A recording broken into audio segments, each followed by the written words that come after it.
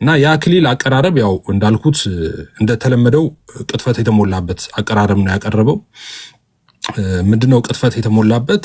አምስቱ ሶላዎች ውስጥ አንዱን ሶላ ነው ጸጋ ብቻ የሚለውን እንደምታውቁት እና ጸጋ ብቻ የሚለውን ርዕስ ብቻ ነው የወሰደው። ጸጋ ብቻ የሚለውን ርዕስ ወሰድና ከዛ ዲኖሚኔሽኑ ውስጥ ገባና የተለያዩ እዛው በቀደም ሳውራይ እንደነበረው ከሱ ጋር ስነጋገር እንደነበረው በተለያዩ ዲኖሚኔሽን ውስጥ በሳልቬሽን ዋይዝ የተነሱ ሐሳቦችን ይዝና ሪፎርመሮችን ወይም ሌሎች ስኮላሮች ያብራሩበትን ነገረ ድነትን ያብራሩበትን ሐሳብ ያመጣና ጸጋ ብቻ ውስጥ ሰፍቶ እሱን ነው ሪፕሬዘንት ያደርገው። አርቲኩሌት ሲያደርግ ሁለት ማይገናኙ ነገሮች ወይም 2 3 4 ማይገናኙ ነገሮች አቀላቅሎ ነው ከዛ በኋላ መጥቶ ይሄው ጸጋ ማለት ይሄ ብቻ ነው፣ ስለዚህ ትክክል አይደለም ብሎ ለማቅረብ የሞከረው ይሄ ውንብድና ነው፣ ቅጥፈት ነው። አምስቱ ሶላዎች እንደምታውቁት አምስቱ ሶላዎች ከዚህ በፊት በጣም እንግዲህ እዚህ ቲክታክ ላይ በጣም እስኪያሰለች ድረስ ትምህርት ከተሰጠባቸው ትምህርቶች ውስጥ አንዱ አምስቱ ሶላዎች ነው። እንደምታውቁት አምስቱ ሶላዎች ራሳቸውን የቻለ ትንታኔ አላቸው፣ ትምህርት አላቸው። እንግዲህ ማንም ሰው እንደፈለገ ተነስቶ ጥቅስ የሚሰራላቸው ወይም ደግሞ ትንታኔ የሚሰራላቸው አይደሉም። ሪትን ዶክመንት ነው፣ የታወቀ ነው። ጸጋ ብቻ ማለት ምን ማለት እንደሆነ በጣም የታወቀ ግልጽ ነገር ነው። ጸጋ ብቻ ስንል ምን ማለታችን ነው? መጽሐፍ ቅዱስ ብቻ ስንል ሶላ ስክሪፕቸር ስንል ምን ማለታችን ነው? በእምነት ብቻ ስንል ምን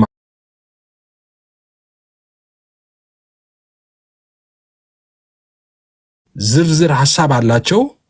ሪትን ዶክመንት ነው።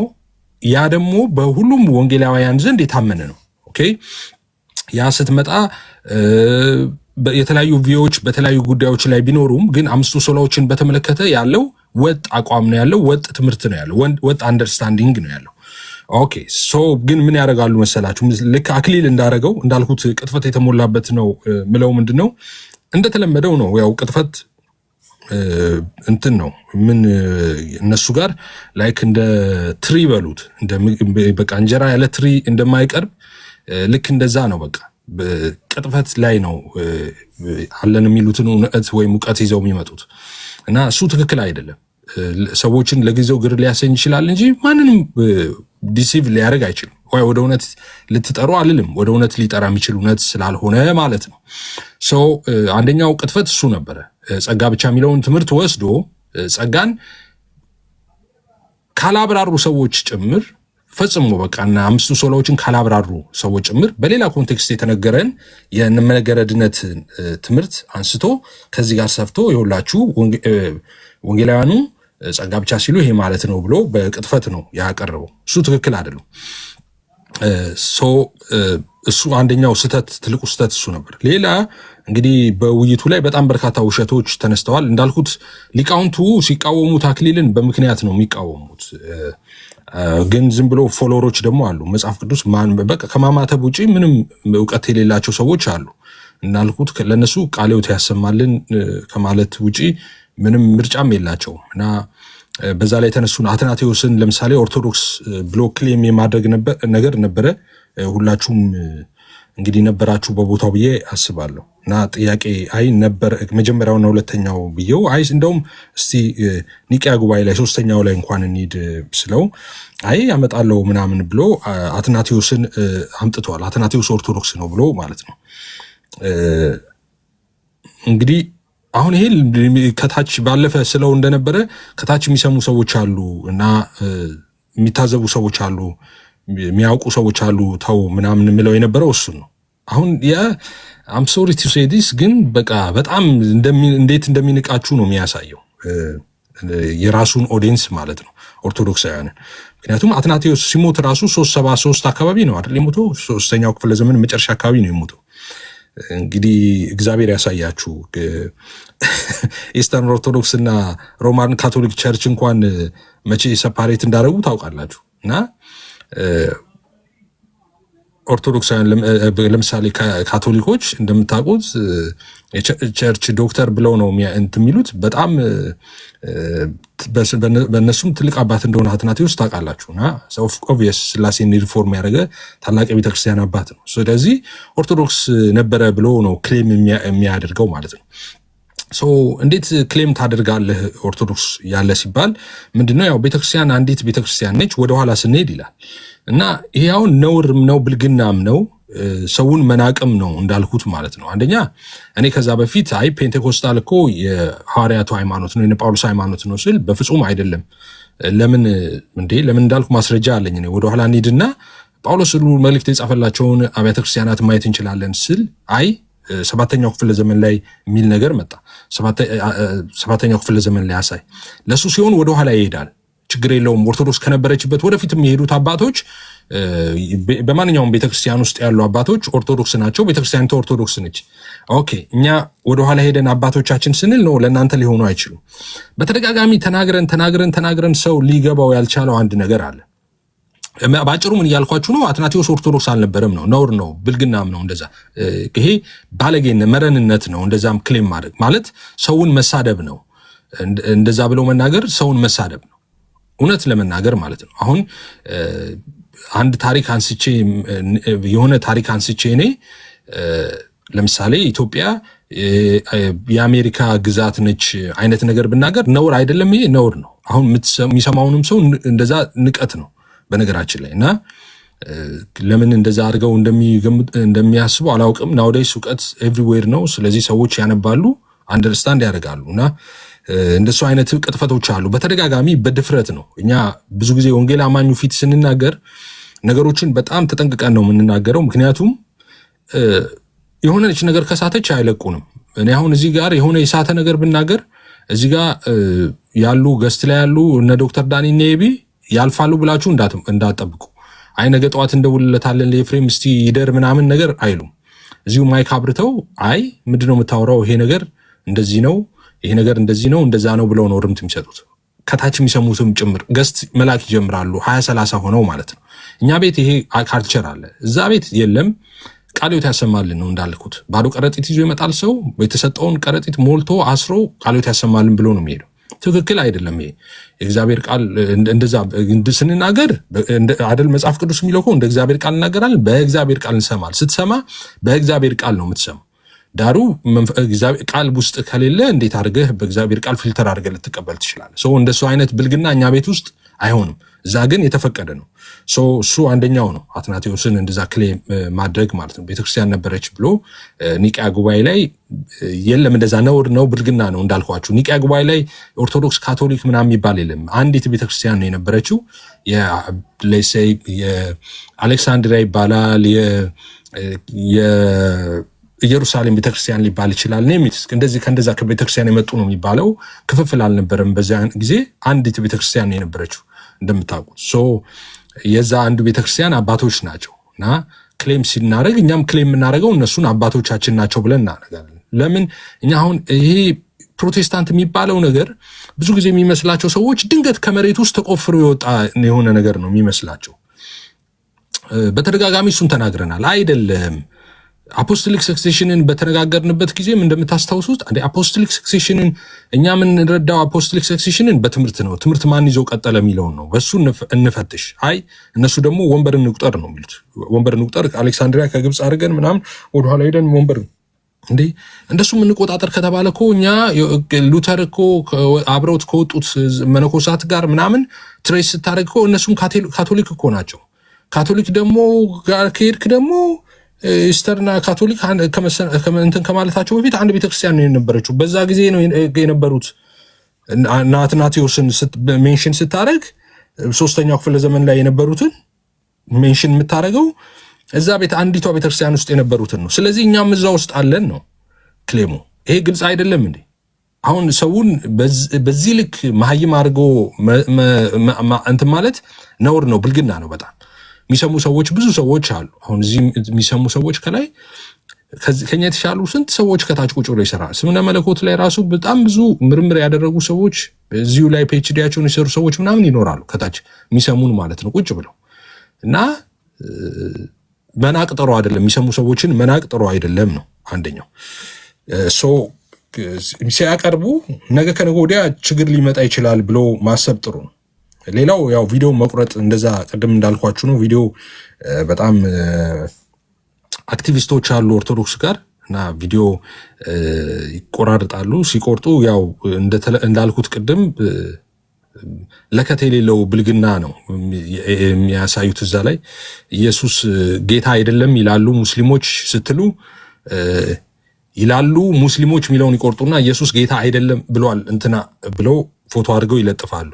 እና ይሄ አሁን ተራ የካድሬ ስራ ነው። አንድ ተራ ካድሬ የሚሰራ ይሄ እንትን ስራ ነው እንጂ የመንፈስ ስፒሪቹዋል ስራ አይደለም። እንደዛ አይነት ስራ ላይ ያላችሁ ሰዎች ዳስ ዲስከስቲንግ በጣም ብትወጡ ብትተው ነው የሚሻለው። ሌሎች ነገሮችን እንትን ብትሉ ነው የሚሻለው። እንደዛ አይነት አገልግሎት የለም። ከሆነ በትክክል ያልነውን ነገር ሐሳቡን ሳትቆርጡ ሙሉውን እያደረጋችሁ ምናምን እንደዛ ነው። የሆነ ነገር የተናገርነውን ቆርጣችሁ ከዛ ከ2 ዓመት በፊት የተነገረውን ነገር ቆርጣችሁ አንድ ቀን ላይ የተነገረ አድርጋችሁ አንድ ሐሳብ ላይ የተወራ አድርጋችሁ ምናምን መስራት ይሄ ዱርዬነት ነው። ያው የሚሰማውን ሰዎች እንትን ልትሉ አትችሉም። ግን ሞር ለሌሎቹ እንኳን ለአሕዛቦች እንቅፋት ነው የምትሆኑት በዛ መንገድ እና ብትተዉት ቢያንስ ሃይማኖቱን እንትን ቦታ ክልል ብትተዉት ብዬ እኔ ሰጀስት አደርጋለሁ። እናንተ ዝም ብሎ የካድሬ ስራ ነው የምትሰሩት እንጂ የመንፈሳዊ ስራ አይደለም የምትሰሩት። ሲሆን ትክክል አይደለም የምትሉ ከሆነ መሞገት ነው። እኛን ትክክል አይደለም ብላችሁ እኛ የተናገርነው ነገር መሞገት ነው። ስንገባ ተሳድባችሁ ታስወርድ አንላችሁ። ውይይት መዋየት ሲያቅታችሁ ቀጥታ ወደ ስድብ ትገባላችሁ። አይ ደግሞ እሺ ዝም ስንል ደግሞ ሌላ ችግር ውስጥ መጣን። እሺ ቪዲዮ ላሳያችሁ እና እነሱን በተመለከተ አሁን ይሄ ለወንጌላውያን ነው የሚለው እነሱ እንትን ይላሉ ብዬ አይደለም። እነሱ ያው የስጋ ፍሬ ነው የመንፈስ ፍሬ የሚያፈራው ማን እንደሆነ የታወቀ ነው። እኔ ለወንጌላውያን ነው እንደዛ ምነግረው። እንደዛ አይነት ቪዲዮቹን ስታዩ እሺ ፕሌይ ላድርገውና ላሰማችሁ ትንሽ ነገር እኔ ብዬ ከዛ በኋላ ትምህርቱ ላይ እንቀጥላለን። ፔንቴኮስታል ወይም ደግሞ ፔንቴኮስቴ ምንድን ነው የሚለውን ትንሽ ነገር ላሰማችሁ። በጣም ይቅርታ አድርገኝ። ቤተክርስቲያን ስትረዳ እንዴት ነው የምትረዳው? አሁን የሉተራን ቤተክርስቲያንን አሁን አንዱ ሉተራን ገብቶ ማለት በጠይቀው እኔ ልንገርህ ቤተክርስቲያንን እንዴት እንደምረዳው ልንገርህ። እኔ አይደለም ከዩቲዩብ ላይ ቀጥታ ነው የከፈትኩት። እንዴት እንደምረዳው ልንገርህ። እኔ አሸዋ ልትቆጥር ነው መሰለኝ ወዳጄ ኤፍሬም። እኔ እንደዛ ልቆጥር አይደለም። አንዴ ተረጋጋና ስማኝ። አንድ ሉትራን ቢመጣና የሉትራን ቸርች 15ኛው ክፍለ ዘመን ላይ ነበረ ወይም 14ኛው ክፍለ ዘመን ላይ ነበረ ወይ ብዬ ብጠይቀው አይ የለም እንደሚለኝ እርግጠኛ ነኝ። ያና ወደዚህ ወደዛ የሚያደርጉት ነገርም ያለ አይመስለኝም። እሺ እና የስ ከመዝሙር ያሬድ ዩቲዩብ ላይ ነው ያው ማሳየት ይችላል። መዝሙር ያሬድ አንተን ደግሞ እየጠየኩ ያለሁት የጴንጤ ቸርች በዲኖሚኔሽን ደረጃም በለው በቸርች ደረጃ ቸርች ማለት ጉባኤ ነው። ጉባኤ ስለሆነ በጉባኤ ደረጃ ነው መሆን ያለበት ማለት ቸርች ጉባኤ ነው። ኤክሌሲያ ጉባኤ ነው። በጉባኤ ደረጃ አሁን እነዚህ 5ቱ የፕሮቴስታንት ብቻ የተሰኙ ትምህርቶች ብቅ ማለት ሲጀምሩ ያኔ ምንም ጴንጤ ኮንትሪቢዩት ያደረገው ነገር የለም ብዬ አስባለሁ፣ አምናለሁ። ግን አንተ ደግሞ አይ አለ የሚመስል ነገር እየተናገርክ ስለሆነ ጴንጤ 17ኛው ክፍለ ዘመን ላይ እነዚህ አትሊስት ስሞቹ አሁን በስም ደረጃ ምናምን ብለን ስለተስማማን በመጡበት ጊዜ እነዚህ 5ቱ ብቻ የሚባሉ በስም ደረጃ ብቅ ማለት በጀመሩበት ሰዓት ላይ ያኔ ጴንጤ ካለ አሳየኝ። አንደኛው ክፍለ ዘመን ላይ አለ፣ ሐዋርያት ሥራ ምዕራፍ 2 ላይ አለ ትለኛለህ። ሐዋርያት ሥራ ምዕራፍ 2 ላይ አለ የለም የሚለውን እሱን ወደኋላ መለስ ብለን ምናምን ልናይ እንችል እኮ ይሆናል። ግን ለጊዜው እሱን አይደለም ጥያቄ። የኔ ጥያቄ እነዚህ 5ቱ ብቻዎች ውይይታችን ስለ ብቻዎቹ ስለሆነ 5ቱ ብቻዎች በስም ደረጃ በሚመጡበት ሰዓት በቸርች ደረጃ የጴንጤ ቸርች እዛ 17ኛው ክፍለ ዘመን ላይ አለ ወይስ የለም? አለ ካልከኝ ፕሊስ ማስረጃ ያወጣ እናሳይ። የለም ካልከኝ ግን እያደከምከኝ ነው፣ ከይቅርታ ጋር ማለት ነው። እሺ አሁን እንዳትገባ፣ እኔ ለመጨረስ ስለማልግም ጣልቃ እንዳትገባብኝ ልመልስልህ። እኔ መልስ ትክክል ከመለስክልኝ አይ መልስ ትክክል ካልሆነ በቃ ፉል ኦፍ ብልግና ነው። አሁን እንደዚህ ሲስ አልቻለም። አይ አንደርስታንድ እንውጣ ሲል ነው እሱ የወጣሁት። አይመችም አይመችም። እኛ በቃ ዛሬ የቤት ምቹ አይደለም እንውጣ ሲል ነው አክሊል መጨረሻ ላይ እኔ ወጣሁት። ምክንያቱም በቃ እንደፈለገ የሚረማመድበት ሰው ካላገኘ 2 ደቂቃ ውይይት አይችልም። አክሊል ስሙት፣ እሺ ስሙት። ይህን እዚህ ጋር እደክማለሁ። ኖ እኮ ትክክል አይደለም፣ ሲጨርስ ትክክል አይደለም በል ነው። አሁን እስክመልስ አትግባ። ከጥያቄ ውጭ አድርገህ እንዳታደክመን ነው። እኔም ብቻ ሳይሆን ሰሚውንም እንዳታደክመን። እንትን ዲቤት እንትን እኮ አደረከው። እኔ እኮ እየጠየኩ አይደለም። እንደዛ ከሆነ እኔም ልጠይቅህ፣ አንተም እንጠያየቅ። እንደሱ ምን ችግር ኖሮብኝ ጠይቀኝ። የፈለግከውን ብጠይቀኝ እኮ እኔ እንዳንተ እኮ የሆነ አራውንድ ቡሽ እኮ አልዞርም። ቀጥታ ነው መልሰው ኤፍሬም። ስለዚህ አሁን አንተ የተጠየቀውን ቀጥታ መልስ። ምንድነው መልስና ጥያቄ ጠይቀሃለሁ። 17ኛው ክፍለ ዘመን ላይ ጴንጤ ነበር አልነበረም? እሺ እኔ ጠይቀሃለሁ፣ ልመልስ። እሺ መጀመሪያ ይህን መልሳ 17ኛው ክፍለ ዘመን ላይ ጴንጤ ነበር አልነበረም? ልመልሳ መልስ። ሲስ ድምፅ አሰማ። ሲስ አንዴ ድምፅ አሰማ እንዳይዘረግፍ። ደግሞ በተቻላችሁ አቅም ወደ ርዕሱ ተመለሱ። እሺ አለ። እሺ ኤፊ እሺ ሲሲ በቃ ሚት አድርገው።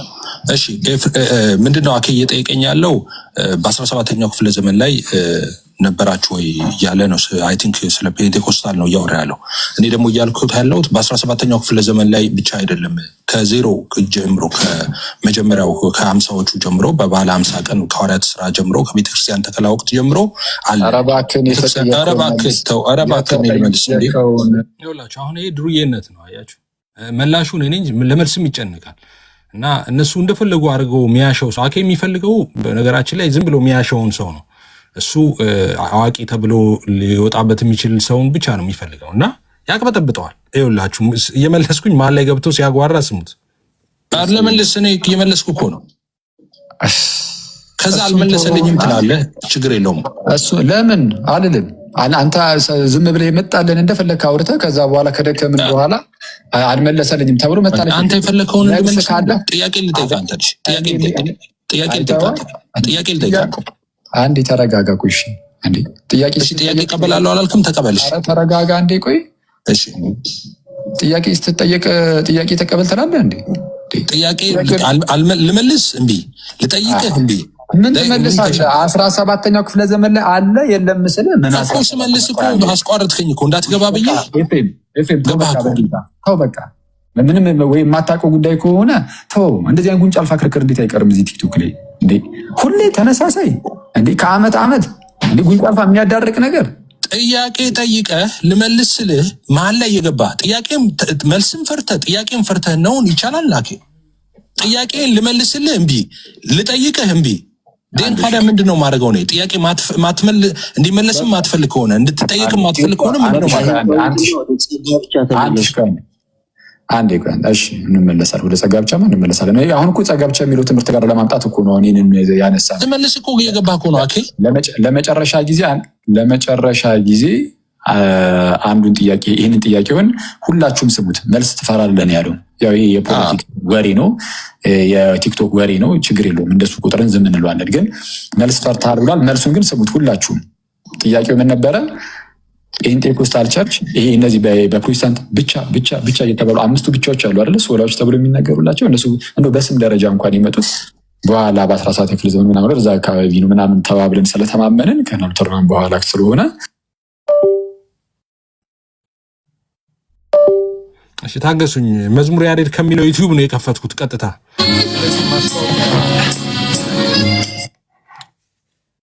ከዩቲዩብ ላይ ቀጥታ ነው የከፈትኩት መዝሙር ያሬድ ከሚለው ዩቲዩብ። ስለዚህ ማስታወቂያ መጥቶ ነው። ስሙ፣ ተከታተሉት። ቀጥታ ነው ከዩቲዩብ ላይ ነው የከፈትኩላችሁ።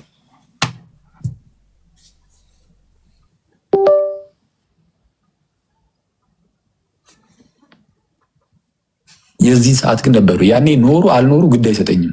አሁን ከራሱ ነው የሚቋረጠው፣ ከራሱ ነው። አይ ቲንክ ሪከርድ ሲያደርጉት እንትን እያለባቸው ስልክ እየገባባቸው ነው። መዝሙረ ያሬድ የሚል 17,000 ፎሎወር ያለው ዩቲዩብ ነው። ከዛ ነው የከፈትኩ። ቀጥታ ከፍቼ ነው ማሳያችሁ። እንዳትገባ አመሰግናለሁ። ጥያቄውን በደንብ ሲጠይቅ እሺ፣ የሚቋረጠው ከራሱ ከዩቲዩብ ነው። ካልሆነ ሌሎቹ ላይ ስላለ ይሄ ራሱ ሌሎቹ ላይ ስላለ ብዙ ዩቲዩብ ላይ ነው የሚጭኑት እነሱና ከሌላኛው ከፍተዋለሁ።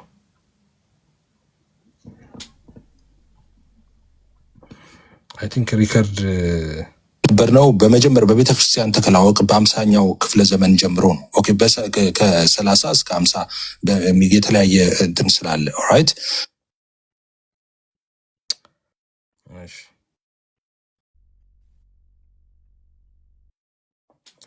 ይሄ የሚሆን አይደለም። እሺ መዝሙረ ያሬድ ከሚለው ላይ ነበረ እንትን ያልኩት ከሌላ እንትን ላይ ልክፈተው። እሺ አንዲቷ ቤተክርስቲያን የሚል ሌላ የኦርቶዶክስ እንትን አለ። አንዲቷ ቤተክርስቲያን የሚል እና ከሱ ላይ በከፍትላችሁ ይሻላል። ይሄ ስልክ እየገባበት ፖዝ እያደረገ ነው። እና ቆይ ላሳያችሁ መሰለኝ የምከፍተውን ከእናንተ ከኦርቶዶክሳውያን ላይቭ ነው የምከፍተው። እሺ ከእናንተ ሚዲያ ላይ ነው ላይቭ የምከፍተው። አይ ቲንክ ላሳያችሁ መሰለኝ። ይኸውላችሁ አሁን ይሄኛው አንዲቷ ቤተክርስቲያን የሚለው የእናንተው ቻናል ነው። 16700 ኬ ያለው ሰብስክራይብ አንዲቷ ቤተክርስቲያን የሚል የኦርቶዶክስ ነው። ከዚህ ላይ ነው የምከፍተው። እስካሁን የምከፍተው የኦርቶዶክስ ራሱ ዩቲዩብ ቻናል ላይ ነው። ቀጥታ ነው የምከፍተው። እሺ ከእናንተ ላይ ዋና ሀሳቡ ጸጋ ብቻ የሚለውን ሀሳብ ነው ያስቀው። ከዛ መንገድ ነው የሚረዳው የሚለውን ሀሳብ ስለ ፔንቴ እንትን ኮስታል ያነሳው ሀሳብ ስለሆነ እሷን ብቻ ልክ አሰማትና እንቀጥላለን። ኦኬ እንግዲህ ከብዙ ትንተና በኋላ ተመልሰን መተናል ትላለህ። እሺ እንጂ ኤኒዌይስ 17ኛው ክፍለ ዘመን ላይ እሺ በስም ደረጃም ቢሆን እነዚህ ብቻ የሚባሉ ነገሮች ሲመጡ ጴንጤ ዘባት ነበረ ወይ እያልኩ ነው። አዎ ካልከኝ ማስረጃን አውጣና 17ኛው ክፍለ ዘመን ላይ እነዚህ ብቻ የሚሉ ነገሮች በመጡበት ሰዓት ላይ ጴንጤ አብሮ ያመጣቸው እንደሆነና እንዳልሆነ እንየው። አውጣ ማስረጃንና አሳየኝ 17ኛው ክፍለ ዘመን ላይ ያለውን ጴንጤ። እሺ እኔ ደግሞ ልመልስ። አሁን እኔ 17ኛው ክፍለ ዘመን ላይ አለ ሲላኬ ለምንድን ነው 17ኛው ክፍለ ዘመን ላይ የምታደርገኝ? መጀመሪያው ክፍለ ዘመን ላይ ነበርኩ አልኩት። እሱ ምናምን ዓመት በኋላ ያመጣል። የመጀመሪያው ክፍለ ዘመን ላይ እንደነበርኩ ማስረጃ ልስጥ እለዋለሁ። እሱ ደግሞ እኔ ስለ መጀመሪያው ክፍለ ዘመን መች ጠየቅኩ? አልጠየቅኩም። ለምን መሰለህ ያልጠየቅኩ እኮ አልተቋረጥኩም። ደግሞ ከዛ በኋላ አልተቋረጥ በጣም አሪፍ ኮስ ካልተቋረጥ ካሳየኝ በቃ ያልተቋረጠ ቼን ካለህ እና በቅብብሎች ውስጥ ከመጀመሪያው ክፍለ ዘመን እስካሁን ድረስ የመጣችሁ ከሆናችሁ 17ኛው ክፍለ ዘመን ላይ ቸርች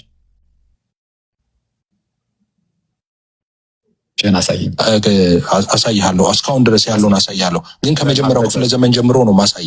አይ አይደለም፣ የመጀመሪያውን ክፍለ ዘመን አልፈለግኩትም። 17ኛው ክፍለ ዘመን ያለውን ማስረጃ አውጣና አሳይ። ምክንያቱም እኔ ቸርችን ራሱ አንተ እንዴት ነው የምትረዳው? ቸርች ስትረዳ አንተ እንዴት ነው የምትረዳው? እንደ ያቄ ኤፍሬም ወዳጅ አንዴ በጣም ይቅርታ፣ ቤተክርስቲያን ስትረዳ እንዴት ነው የምትረዳው? አሁን የሉተራን ቤተክርስቲያንን አሁን አንዱ ሉተራን ገብቶ ማለት በጠይቀው እኔ ልንገርህ፣ ቤተክርስቲያንን እንዴት እንደምረዳው ልንገርህ። እኔ አይደለም ቤተክርስቲያን ስትል እኮ አንተ አሁን ሲሚንቶና አሸዋ ልትቆጥር ነው መሰለኝ ወዳጅ ኤፍሬም። እኔ እንደዛ ልቆጥር አይደለም። አንዴ ተረጋጋና ስማኝ። አንድ ሉትራን ቢመጣና የሉትራን ቸርች 15ኛው ክፍለ ዘመን ላይ ነበረ ወይም 14ኛው ክፍለ ዘመን ላይ ነበረ ወይ ብዬ ብጠይቀው አይ የለም እንደሚለኝ እርግጠኛ ነኝ። ያን ያህል ወደዚህ ወደዛ የሚያደርጉት ነገርም ያለ አይመስለኝም። አትሊስት እነሱ እዚህ ጉድ ሳለ የስ በቃ ይኸው ማሳየት ይችላል። አንተን ደግሞ እየጠየኩ ያለሁት የጴንጤ ቸርች በዲኖሚኔሽን ደረጃም በለው በቸርች ደረጃ ቸርች ማለት ጉባኤ ነው። ጉባኤ ስለሆነ በጉባኤ ደረጃ ነው መሆን ያለበትም አይደል?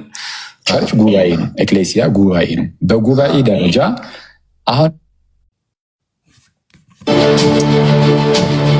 ማስታወቂያሽ ዩቲዩብ ቀጥታ ስለሆነ እንዳሳየዋችሁ ማስታወቂያ ነው። እሺ አሁን እነዚህ አምስቱ የፕሮቴስታንት ብቻ የተሰኙ ትምህርቶች ብቅ ማለት ሲጀምሩ ያኔ ምንም ጴንጤ ኮንትሪቢዩት ያደረገው ነገር የለም ብዬ አስባለሁ፣ አምናለሁ። ግን አንተ ደግሞ አይ አለ የሚመስል ነገር እየተናገርክ ስለሆነ ጴንጤ 17ኛው ክፍለ ዘመን ላይ እነዚህ አትሊስት ስሞቹ አሁን በስም ደረጃ ምናምን ብለን ስለተስማማን በመጡበት ጊዜ እነዚህ አምስቱ ብቻ የሚባሉ በስም ደረጃ ብቅ ማለት በጀመሩበት ሰዓት ላይ ያኔ ጴንጤ ካለ አሳየኝ። አንደኛው ክፍለ ዘመን ላይ አለ፣ ሐዋርያት ሥራ ምዕራፍ 2 ላይ አለ ትለኛለህ። ሐዋርያት ሥራ ምዕራፍ 2 ላይ አለ የለም የሚለውን እሱን ወደኋላ መለስ ብለን ምናምን ልናይ እንችል እኮ ይሆናል። ግን ለጊዜው እሱን አይደለም ጥያቄ። የኔ ጥያቄ እነዚህ አምስቱ ብቻዎች ውይይታችን ስለ ብቻዎቹ ስለሆነ አምስቱ ብቻዎች በስም ደረጃ በሚመጡበት ሰዓት በቸርች ደረጃ የጴንጤ ቸርች እዛ 17ኛው ክፍለ ዘመን ላይ አለ ወይስ የለም? አለ ካልከኝ ፕሊስ ማስረጃ ያወጣ እናሳይ። የለም ካልከኝ ግን እያደከምከኝ ነው፣ ከይቅርታ ጋር ማለት ነው። እሺ አሁን እንዳትገባ፣ እኔ ለመጨረስ ስለማልደግም ጣልቃ እንዳትገባብኝ ልመልስልህ። መልስ ትክክል ከመለስክልኝ አይ መልስ ትክክል ካልሆነ ቁጭ ብዬ እዚህ ጋር እደክማለሁ። ኖ እኮ ትክክል አይደለም፣ ሲጨርስ ትክክል አይደለም በል ነው። አሁን እስክመልስ አትግባ። ከጥያቄ ውጭ አድርገህ እንዳታደክመን ነው። እኔም ብቻ ሳይሆን ሰሚውንም እንዳታደክመን። እንትን ዲቤት እንትን እኮ አደረከው። እኔ እኮ እየጠየኩህ አይደለም። እንደዛ ከሆነ እኔም ልጠይቅህ፣ አንተም እንጠይቅ። እንደሱ ምን ችግር ኖሮብኝ ጠይቀኝ። የፈለግከውን ብጠይቀኝ እኮ እኔ እንዳንተ እኮ የሆነ አራውን ደቡሽ እኮ አልዞርም። ቀጥታ ነው መልሰው ኤፍሬም። ስለዚህ አሁን አንተ የተጠየቀውን ቀጥታ መልስ። ምንድነው? መልስና ጥያቄ ጠይቃለሁ። 17ኛው ክፍለ ዘመን ላይ ጴንጤ ነበር አልነበረም? እሺ እኔ ጠይቃለሁ፣ ልመልስ። እሺ መጀመሪያ ይሄን መልሳ። 17ኛው ክፍለ ዘመን ላይ ጴንጤ ነበር አልነበረም? ልመልሳ። መልስ። ሲስ ድምፅ አሰማ። ሲስ አንዴ ድምፅ አሰማ እንዳይዘረግፍ። እዛ ላይ ደግሞ በተቻላችሁ አቅም ወደ ርዕሱ ተመለሱ። እሺ አለ። እሺ ኤፊ እሺ ሲሲ በቃ ሚት አድርገው። እሺ ምንድነው አኬ እየጠየቀኝ ያለው በ17ኛው ክፍለ ዘመን ላይ ነበራችሁ ወይ እያለ ነው። አይ ቲንክ ስለ ፔንቴኮስታል ነው እያወራ ያለው። እኔ ደግሞ እያልኩት ያለሁት በ17ኛው ክፍለ ዘመን ላይ ብቻ አይደለም፣ ከዜሮ ጀምሮ ከመጀመሪያው ከ50ዎቹ ጀምሮ በባለ 50 ቀን ከሐዋርያት ስራ ጀምሮ ከቤተክርስቲያን ተከላ ወቅት ጀምሮ አለ። ኧረ እባክህ ለመልስ እኔ እየመለስኩ እኮ ነው። ከዛ አልመለሰልኝም ትላለህ። ችግር የለውም እሱ ለምን አልልም። አንተ ዝም ብለህ የመጣልን እንደፈለግህ አውርተህ ከዛ በኋላ ከደከምን በኋላ አልመለሰልኝም ተብሎ መታለች። አንተ የፈለግከውን እንደመለስ ነው። እንደዚህ ነው። ሁልጊዜ ለቅሶ ነው። አንድ የሚጫወትበት ሰው ካላገኘ ኦኬ፣ እና ሀሳቡን የሚያውቅ ሰውና እሱን የሚሻል ሰው ካለ ይሰቃያል። አኬ በጣም ትልቅ ኢጎ ስላለበት በጣም ነው የሚሰቃየው። ነጥብ በቃ ማያስጥለው ሰው ካገኘ ይታመማል። አሁን እንደዛ አይነት ህመም ነው የገጠመው። እዚህ ጋር መስማት አልፈልግም ይለኛል እና የፈለገው እሱ መስማት የፈለገውን ነው መስማት የፈለገው ከኔ አፍ ማለት ነው። ስሙት፣ በደንብ ስሙና ታዘቡ። ጥያቄ ልጠይቅ አንተ ልጅ ጥያቄ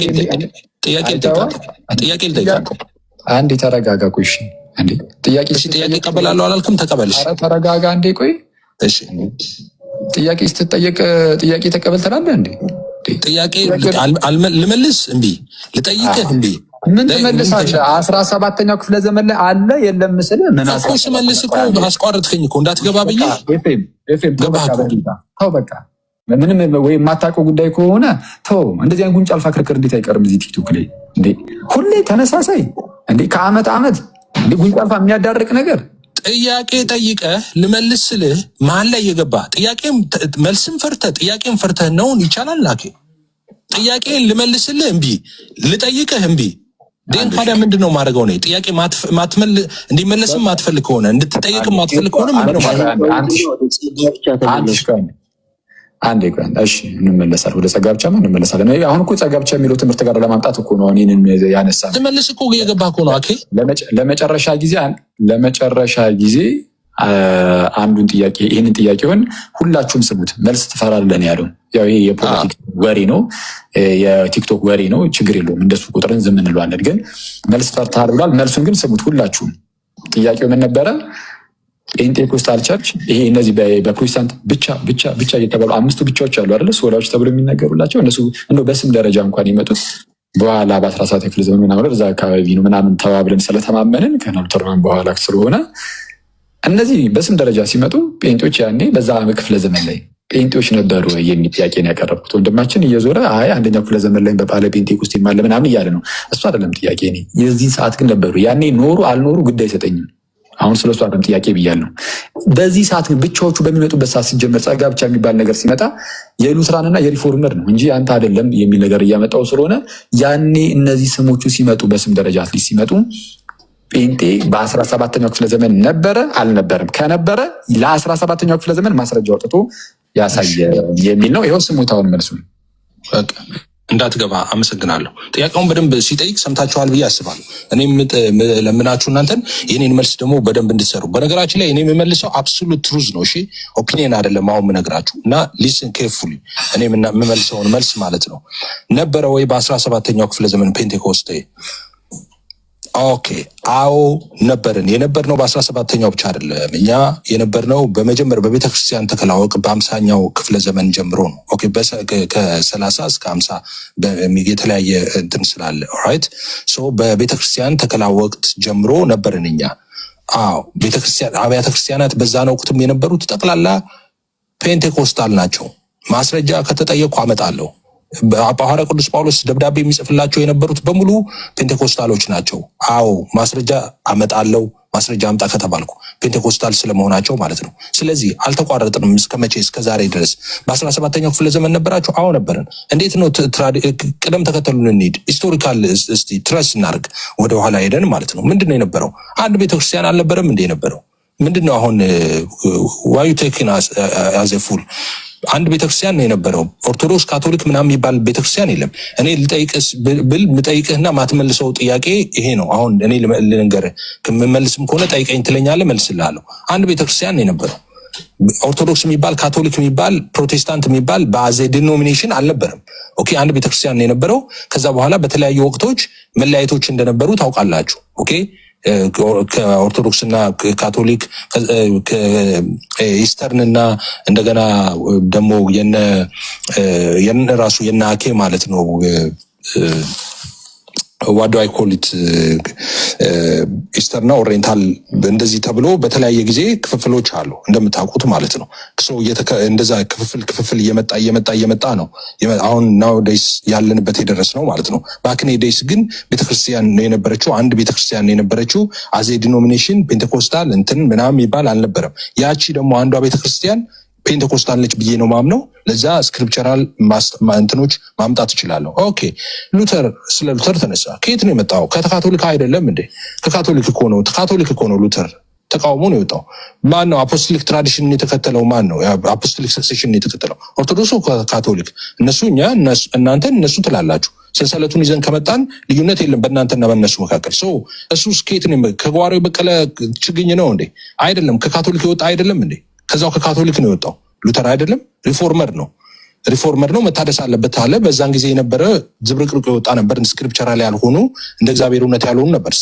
ሉተር አዲስ ሃይማኖት ፈጠረ? ኖ ዌይ፣ ባክ ቱ ኦሪጂን ነው ያለው። ወደ መጽሐፍ ቅዱስ እውነት እንመለስ፣ ወደ ነበረው እውነት እንመለስ አለ። ስለዚህ ወደ ነበረው እውነት እንመለስ ሲባል ቅድም የነበሩ ዝርዝር ሀሳቦች ተነሱ። ሶላዎቹ ለምሳሌ ሉተር ጽፎ ያመጣቸው ስክሪፕቶች አይደሉም፣ መጽሐፍ ቅዱሳዊ ናቸው። ስያሜ ነው የተሰጣቸው። ኦኬ፣ ስያሜ ተሰጣቸዋል። 5ቱ ሶላዎች ተብለው ስያሜ ተሰጣቸው። ግን ትምህርቶቹ የነበሩ ናቸው። ልክ እንደ ስላሴ ማለት ነው። ስላሴ እንትና አለው ብለው ይነግሩናል እኛን። ስላሴ ማለት ሰለሰ ከሚል የግዕዝ ግስ የወጣ ነው። ኦኬ፣ አሁን ሰዎች ሄዱና መጽሐፍ ቅዱስ ላይ ስላሴ ያለው ብለው ሲንከራትቱ ይላሉ። ማን ፈልጋለሁ? ሲጀመር ቃሉ የመጽሐፍ ቅዱስ ሳይሆን የስነ መለኮት ቃል ነው። ሶስትነት ማለት ነው። መጽሐፍ ቅዱስ ውስጥ ሶስትነት ካለ ስላሴ አለ ማለት ነው። የአብ የወልድ የመንፈስ ቅዱስ ስም ነው ስላሴ ማለት። ሶስትነት ማለት ያ ልዩ ሶስትነት ነው ስላሴ የተባለው። ስለዚህ አሁን ነገረ ማርያም እንላለን፣ ነገረ ፍጻሜ እንላለን። እስካቶሎጂ ትምህርትን እነዚህ መጽሐፍ ቅዱስ ውስጥ ሄደህ እስካቶሎጂ ትፈልጋለህ እንዴ? ልክ ሶላ ስክሪፕቸራ ማለት እንደዛ ነው። ስያሜ ነው፣ ለትምህርቱ የተሰጠ ስያሜ ነው። ነገረ ማርያም ብለህ መጽሐፍ ቅዱስ ውስጥ አትፈልግም መቼስ። ነገረ ማርያም ማለት ስለ ማርያም እንግዲህ ያለ ትምህርት ነው አይደለ? ልክ እንደዛ ማለት ነው ሶላ ስክሪፕቸራ ማለት። ስለዚህ ያ ስያሜ በሚሰጥ ጊዜ ነበር አይደል? እኛ ፕሮቴስታንት አይደለንም እንዴ? የፕሮቴስታንት ሪፎርመር አይደለም እንዴ ሉተር? እና ከየት ነው የመጣ ነው እንዴ? ፔንቴኮስታል የወጣ 16ኛው ክፍለ ዘመን ላይ ምናምን እናንተ ሪቫይቫል ትቆጥራላችሁ። ኖ፣ እኛ 16 አሱዛ ስትሬት ምናምን አይደለም፣ መጽሐፍ ቅዱስ አይነን የነበረው አንዲቷ ቤተክርስቲያን ውስጥ የነበርነን። አፖስቶሊክ ሰንሰለቱን ራሱ እንጠብቅ ከተባለ አፖስቶሊክ ሰክሴሽንን እንቁጠር ከተባለ ወደ ኋላ ሄደን ትሬስ እናድርግ ከተባለ ምንገባው እዛው ነው። አሁን የምነግርህ ውስጥ እዛው ጳውሎስ የነበሩበት ሃይማኖት ውስጥ ነው ምንገባው። ምክንያቱም እኛ ከጓሮ የበቀልን ችግኞች አይደለን፣ ይወጣነን። ስንለያይ ከእናንተ ጋርም ስንለያይ ነበር። ከዛ ከካቶሊክም ስንወጣ ነበረ። አሁን ፔንቴኮስታል የምትለው እዛው ከሉተር አስተምሮት ምንድነው? ሪፎርም የማድረግ ነገር ነው። በየጊዜው በየተለያየ ጊዜ የሆኑ የተበላሹ ነገሮች ሲኖሩ አይ ይሄ ነገር ትክክል አይደለም ወደኋላው እንመለስ ነው። ሪፎርመር የሚባሉት ለዛ ነው። አዳሾች ናቸው እንጂ እነሱ ፈጣሪዎች አይደሉም። ኦኬ፣ ይብቃሽ። እሺ፣ ጌታ ኢየሱስ እንደዚህ ነው። እውነቱ ይሄ ነው። እንግዲህ አብሶሉት ትሩዝ ነው። ትጠጣለህ ይሄንን ማለት ነው። አብሶሉት ሩስ ፔንቴኮስታል ነበር ወይ ትላለህ። አሁን ይሄ the most dumbest question in the planet honest to God ይሄ ማለት ነው። ፔንቴኮስታል ነበር ወይ እንዴ? ፔንቴኮስታል ምንድነው እንዴ? ፔንቴኮስታል እኮ እንቅስቃሴ ነው። ፕሮቴስታንቶች እኮ በቅድስና በጾም ጸሎት ምናምን ሲጸልዩ እኮ ነው። ይሄ እንደ አዲስ በዛች በነበረችው አካባቢ ላይ አይደለም እንዴ? እናንተ አሱዛ ስትሬት እንኳን ብላችሁ የምትሉት እንዴ? ክርስቲያኖች እኮ ናቸው እነሱ። ፕሮቴስታንቶች እኮ ናቸው እንዴ? ሉተር ፕሮቴስታንት አይደለም እንዴ? እናንተ ምንድናችሁ እንዴ? ኦርቶዶክስ ብለህ የወጣው በነገራችን ላይ እነ ኤቢ ዶክተር ዳኒ ምን እዚህ ስላላችሁ አሁን አልቀጥለውም ያንን እንጂ የሚያስቅ ነገር ደግሞ እዚሁ ላይ ይናገር። እኔ ሰውን እንዴት እንደሚንቀው እግዚአብሔር ይኸው። ይሄ ልጅ አይ ዶንት ኖ ወይኔ ጴንጤ ቢሆን ይሄ ልጅ እኮ ጌታ ኢየሱስን ሁለት ቀን እኮ መስበክ አይችልም። ጴንጤ ቢሆን በኢየሱስ እዛ ሁሉም ቃለ ሕይወት ያሰማልን። ዲኖሚኔሽን አይደለም ጭራሽ ኦርቶዶክስ አለ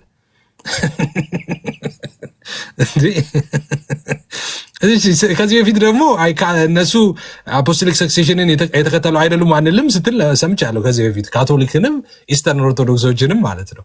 እና ግፍ ነው የምትሰራው በሚሰሙ ሰዎች ላይ ማለት ነው። እውነቱ ይሄ አይደለም እንዴ? ወደኋላ እንቁጠር። 17ኛው ላይ ነበር እኮ ትላለህ። እነ ሉተር ሲኖሩ ነው። የት ነበር? እነ ሉተር የሚያምኑትን እምነት አይደለም እንዴ እኔ ማምነው? ፕሮቴስታንት አይደለውም እንዴ እኔ? እንዴ አሁን ያሉት ፔንቴኮስታል ዲኖሚኔሽኖች ፔንቴኮስታልን ፕራክቲስ የሚያደርጉ ዲኖሚኔሽኖች ፕሮቴስታንቶች አይደሉም እንዴ? እና ነበሩ የምትለው ይሄ ነገር እንደ አክሊል ብቻ አይደለም። የኢትዮጵያውያን እንደ ኢትዮጵያን የታመምንበት ነገር ነው። ይህም ብቻ ብዬ ለኔቢ ይሰጣችኋለሁ። ኢትዮጵያን በዚህ ጉዳይ ላይ የታመምንን ኢትዮጵያውያን በጠቅላላ በታሪክ እንኳን ከስክሪፕቸሩ እንኳን ብንወጣ በታሪክ አንጻር ራሱ እንደዚህ አይነት ህመም አለብን። ምን አይነት ህመም መሰላችሁ? ቆይ አንድ መርፌ ልስጣችሁ ዛሬ ማለት ነው። ምን አይነት ህመም አለባችሁ? ለምሳሌ ምን ሲባል ሰማው? አይ የአድዋ ድልን ጴንጤዎች የአድዋ ድል እንግዲህ በዓል ስለሆነ እሱን ልናገር ብዬ ነው። አሁን ቅርብ ጊዜ የአድዋ ድል በዓልን አክብረናል። እንግዲህ የአድዋ ድል በጣም የሚያኮራ በእኛ በኢትዮጵያውያን ዘንድ በጣም ትልቅ የሚያኮራን ታሪክ ነው፣ በዓል ነው። እንደምታውቁት አባቶቻችን እንግዲህ ኢትዮጵያውያን በሙሉ ከጫፍ እስከ ጫፍ ሄደው በኋላ ቀር መሳሪያዎች የተደራጁ ወራሪ ኃይሎችን ገጥመው ያሸነፉበት እና ለአገራችንን ያቆዩበት ታሪክ ነው። ደማቅ ታሪክ ነው። የተከበረ የተወደደ ታሪክ ነው የአድዋ ድል ታሪክ እንደምታውቁት። እና አንዳንድ ሰዎች ምን ሰንበት በዛው ታከሙ። እንደ ኢትዮጵያውያንም ይሄ ሕክምና ስለሚያስፈልጋችሁ ነው። ይሄ መርፌ ብዙ ሰው መቀበል አለበት። አክሊል ላይ ያለ በሽታ ብቻ አይደለም። ሌሎቻችሁም ይሄን መቀበል አለባችሁ። በተደጋጋሚ ምን ሲሉ ሰማለሁ? የአድዋ ድል በዓል ላይ ፕሮቴስታንቶች አልተሳተፋችሁም አይነት ነገር ሲናገሩ ሰማለሁ። እና ሌሎቹንም ሃይማኖቶች እንደዚህ እንትን ይላሉ። አያገባኝም። እኔ አሁን ፕሮቴስታንት ስላሉ እሱም ብቻ ልያል አልነበራችሁም ምናምን ይላሉ። ኦኬ። እና ይሄ ህመም ነው። ይሄ ህመም ነው። አሁን ይህንን ህመም ላክምላችሁ። እንዴት መሰላችሁ የሚታከመው? ለምንድን ነው አድዋ ድል ባህል ላይ የላችሁ የሚሉት እነሱ? ኦኬ ፕሮቴስታንቲዝም ሙቭመንት የመጣው ኢትዮጵያ ውስጥ በዚህ ጊዜ ነው ይላሉ ብለው ያምናሉ። እውነትም ነው ደግሞ ኢትዮጵያ ውስጥ እንደምታውቁት ኦርቶዶክስ ቀደም ሃይማኖት ነች። እንደምታውቁት ኢትዮጵያ ውስጥ የኦርቶዶክስ ሃይማኖት ቀደምት ሃይማኖት ነች። በጣም በብዙ ርቀት ማለት ነው። ከዛ በጣም በብዙ ቆይቶ ከዛ እስልምና ገብተዋል ወደ ኢትዮጵያ። ከዛ በኋላ ደግሞ ከብዙ ቆይታ በኋላ ደግሞ ፕሮቴስታንቲዝም እንቅስቃሴ ደግሞ ወደ ኢትዮጵያ ገብቷል። ኦርቶዶክስ የመጀመሪያ ሃይማኖት ነች፣ ትልቅም ሃይማኖት ነች። ስቲል ናው ማለት ነው ኢትዮጵያ ትልቁ ሃይማኖት ነች። እነሱ የሚያስቡት ምንድነው? አድዋ ላይ አልተዋጋችሁም ሲሉ ምንድነው የሚያስቡት? ፔንቴኮስታል ወይም ወሬቨር ጴንጤዎች በሎካል ስማችን ወይም ወንጌላውያን በዛን ወቅት አልነበራችሁም ነው። ኦኬ ሌሴይ እስልምናም በዛ ወቅት አልነበረም እንበል፣ ፕሮቴስታንቲዝምም ሃይማኖት ኢትዮጵያ ውስጥ አልነበረም እንበል። ኦኬ እንደዛ ብለን እንውሰድ። አልነበረም በዛን ወቅት እነዚህ ሃይማኖቶች አልነበሩ። አንድ ነገር ይሄ መታከም ያለበት ነገር አለ። በጣም ብዙ ሰው አይምሮ የታመመበት ነገር ነው ይሄን ምነግራችሁ፣ እንደ ኢትዮጵያም ማለት ነው። ለምሳሌ እስልምና ታውቃላችሁ፣ ኢትዮጵያ ውስጥ በጣም ቆይቶ የገባ ሃይማኖት ነው። ኢትዮጵያውያን ሙስሊሞች ከመካ መዲና ተጭነው የመጡ አይደሉም። ከመካ መዲና ተጭነው የመጡ ሙስሊሞች አይደሉም።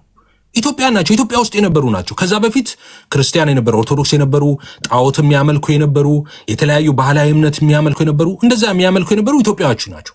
ኢትዮጵያውያን ናቸው። ፕሮቴስታንትም ከሆነ ሀገር ኔሚት እናንተ ክሌም ከምታደርጓቸው ሀገሮች ከጀርመን ከአሜሪካም ከምናምን ተጭነው በአውሮፕላን የመጡ ሰዎች አይደሉም። ኢትዮጵያውያን ናቸው። ኦርቶዶክስ የነበሩ ሙስሊም የነበሩ ባህላዊ ሃይማኖት የሚያመልኩ የነበሩ በጥንቆላ የሚያመልኩ የነበሩ የተለያየ እምነት የነበራቸው ናቸው። ኢትዮጵያውያን ግን ናቸው። ኢትዮጵያውያን ናቸው እነዚህ ሰዎች። አሁን ይሄ ብዙ ሰው አእምሮ የተበላሸ ነው በዚህ ጉዳይ ላይ ማለት ነው። ኢትዮጵያውያን ናቸው እነዚህ ሰዎች። ከዛ ወደ ኢትዮጵያ መጣ እስልምና እንደምታውቁት። ከዛ የኢትዮጵያ መንግስት በዛን ጊዜ የነበረው ንጉስ ተቀበላቸው። which is ኦርቶዶክሳውያን ተቀበሉ እስልምናን ማለት ነው። ተቀበሏቸው ማለት በእንግድነት ተቀበሏቸው እና አስተናገዷቸው። ከዛ እነዛ ሰዎች ሰበኩ፣ ሃይማኖታቸውን አስፋፉ። ኦኬ ሰዎች ተቀባይነት አገኙ። በኢትዮጵያ እነዚህ ኢትዮጵያውያን ናቸው ስቲል። አሁን ፍቅር ሲዝም የሚባል ሃይማኖት ሰውዬ አለ። ጣቱን እንደዚህ ወደ ላይ እንትን ብሎ ፍቅር ሲዝም የሚል ሰውዬ አለ። ይሄ ሰውዬ ከሆነ ከጣሊያን ከጃፓን የመጣ ሰውዬ አይደለም፣ ኢትዮጵያዊ ነው። ነገ 2 ሰዎች የሚከተሉት 2 4 6 ሰዎች ቢኖሩ እነዚህ ሰዎች ከሆነ ሀገር የመጡ አይደል፣ ኢትዮጵያውያን ናቸው። ከዛ በፊት ልጁ ሃይማኖቱ ኦርቶዶክስ የነበረ ልጅ ነው። ኦኬ ምን ይሆናል መሰለ፣ ጣሊያን ላይ ሲዋጉ የተዋጉት ኢትዮጵያውያን ናቸው። ሃይማኖታቸው ኦርቶዶክስ ሊሆን ይችላል፣ ወይም ሃይማኖት የሌላቸው ሰዎች ሊሆኑ ይችላሉ፣ ወይም ሙስሊሞች ሊሆኑ ይችላሉ። ኦኬ ወይም ኔሚታንት የፈለከውን በለው ሃይማኖታቸው ማለት ነው፣ ግን ኢትዮጵያውያን ናቸው። አሁን ያሉት ኢትዮጵያ ውስጥ ያሉ የተለያዩ ሃይማኖት ተከታዮች የነዛ ልጆች ናቸው፣ የነዛ ሰዎች ልጆች ናቸው። ኦኬ እሺ ቢ ኬርፉል። ይሄንን ብዙ ሰው የሚታመምበት ቀላል እንትን እኮ ነው፣ ቀላል የታሪክ እንትን ነው። በነገራችን የታሪክ መጋኛ ነው። እና ኢትዮጵያውያን ናቸው እነዛ ሰዎች የተዋጉት። ኦኬ እነዚህ አሁን ያሉት ሰዎች ምንም ሃይማኖት ውስጥ ይሁኑ እነማንም ይሁኑ እነዚህ ሰዎች እነዛው ምናልባት አንዳንዱን ወደኋላ ሄደህ ስትቆጥር ቀጥታ ቅድማያቱ ቅምቅማያቱ ምናምን ጦርነቱ ላይ አዝማች ምናምን የነበረ ሰው ነው። ሃይማኖቱ ምንም ሊሆን ይችላል አሁን ሰውየው ማለት ነው። ለምሳሌ የኔ አባት ኦርቶዶክስ ነው። የኔ አባት በህይወት ዘመኑ ሁሉ ኦርቶዶክስ ነበር የኔ አባት። እኔ ስወለድም አባቴ ኦርቶዶክስ ነው፣ እናቴ የወንጌል አማኝ ናት። አባቴ ኦርቶዶክስ ሆኖ ነው ያለፈው። ስለዚህ አሁን የለበትም ስትለኝ እኮ እኔ አባት ነው እንጂ አንተ የለበትም እያልከኝ። ምናልባት አንተ የምትሸልለው በእኔ አባት ታሪክ ሊሆን ይችላል። አባቴ ስል ወደኋላ ለጥጠውና የእሱ አያት ቅድመ አያት ምናምን ውሰደው እና ይሄ ነገር አሁን በምን መጣ መሰለ? አሁን በእንትኑ ላስረዳ ብዬ ነበረ። ኦኬ አሁን ወደ ስክሪፕቸር አላምጣው። አሁን ወደ ተነሳው ሐሳብ ለምን አመጣው ካልክም ፔንቴኮስታል አልነበገር። በነገራችን እሱ ብቻ አይደለም፣ ሉተራውያን ነኝ ከሚል አንድ ልጅ አለ፣ ዝም ብሎ የሚረብሽ ልጅ ማለት ነው። ስሙን አልጠራውም ማለት ነው። እና እሱም ገብቶ ዮኒ ማኛ ጋር አንድ አይደለንም በነገረ ድነት ትምህርት ያለው ልጅ ይመስለኛል። እኔ ብዙ ጊዜ ስለሚሳሳት ማለት ነው። በነገረ ድነት አንድ አይደለንም እሱም ሰምቼዋለሁ። አይ እነሱ የመጡት 16ኛው ክፍለ ዘመን ምናምን እያለ ሲቆጠር ሰምቻለሁ። ኦኬ 20ኛው ክፍለ ዘመን ነው እንደዚህ ነው የመጡት እነሱ፣ እኛ የነበር ነው ምናምን ይላል። አሁን ይሄም በሽታ ነው፣ መታከም ያለበት በሽታ ነው። ልክ እንደዛ እንደ አድዋው ባህል ማለት ነው። እነዛ ሰዎች እኮ ፕሮቴስታንቶች ናቸው ጋሼ። ፕሮቴስታንትን ወደ ኋላ ስትሄድ እኮ እነሱም የሪፎርመር አባቶቼ ብለው ሜንሽን የሚያደርጓቸው አንተ አባቶቼ የምትላቸው ናቸው እኮ። ከዛ ደግሞ እሱ ደግሞ ሉተር ጋር ራሱ ስትሄድ ወደኋላ እሱ ደግሞ ትሬስ ይደረጋል፣ ወደ ካቶሊክ ይገባል። ካቶሊክ ጋር ስትሄድ ደግሞ ወደ ካቶሊክ ወደሚባለው ወደ መጀመሪያው ቀጥተኛው ወደሚባለው ወይም ደግሞ ኦርቶዶክሲ ወደሚባለው ወደ መጀመሪያው ሃይማኖት ኦርቶዶክስ፣ ካቶሊክ ምናምን የሚባሉ ዲኖሚኔሽን ወደዛ ነው የሚገባው። እንዴ ሲምፕል እንትን አይደለም እንዴ? አልበለዚያ እኮ አንተ ይሄንን እዚህ ይሄማ የጀመረው እኮ በ1900 ምናምን የምትል ከሆነ ያንተም እኮ ቀን ይበጀትለታል ማለት ነው። እና ሉተር በተነሳ ጊዜ የአንተ ሃይማኖት በዚህ ጊዜ ነው የነበረው፣ በ17ኛው ክፍለ ዘመን ላይ የአንተ ሃይማኖት ተሰራ ትባላለህ ማለት ነው። ከዛ ምን ልትል ነው? አሜን ልትል ነው? 17ኛው ክፍለ ዘመን ላይ የተሰራ ሃይማኖት ነው እንዴ? ተከታይ ነህ እንዴ? እኔ የኢየሱስ በደሙ የመሰረተ የዛች ቤተክርስቲያን አባል መስለኝ። አሁን እንዴት ብዬ አሁን ይሄ ማስተማር ለሰው አለብን ይሄንን ነገር። አይ ቲንክ ጭንቅላቱ ይሄ ጤነኛ የሆነ ሰው አንገቱ ላይ ጭንቅላት የተገጠመለት ሰው ሁሉ ይሄን ማስተዋል እኮ አለበት እኮ። ክሌም ሲያደርግ ያንተ የታል ሲባል አይ እኔዋ ወደ ኋላ ሄጄ አንዲቷ ቤተክርስቲያን ከዚህ ከእንትን ብላ ኦኬ እኔም ወደ ኋላ ሊዳ እንግዲያው እኔም እኮ ወደ ኋላ ሲሄድ ሉተር አለ፣ ሉተር የወጣው ካቶሊክ ነው፣ ከካቶሊክ ምናምን ኖ አትችልም፣ አንተ አትችልም። ቆይ እኔ ነኝ የምችለው፣ እኔ ሊድ አንተ it doesn't work like that። እንደዛ አይሰራ፣ እንደዛ አይደለም። እና ይሄ አሁን ኒኩለር ሳይንስ አይደለም፣ እውነት ለመናገር ሁሉ በቃ አይምሮ ያለው ሰው ሁሉ ሊያስተውለው የሚገባው ነገር ነበር። አንፎርቹኔትሊ ግን አልሆነም። ስለዚህ እሺ እኔ ይህን ያህል ሰዓት ካወራው ቪዲዮቹን አድርጌ ለእንግዶቼ መስጠት አለብኝ። ሪፕሬዘንቴሽንን ላቁመውና ልተውና ወደ ገስት ላይ ወዳሉት ወደ ፋሚሊዎቼ ይሄዳለሁ። ጌታ ኢየሱስ ይባርካችሁ።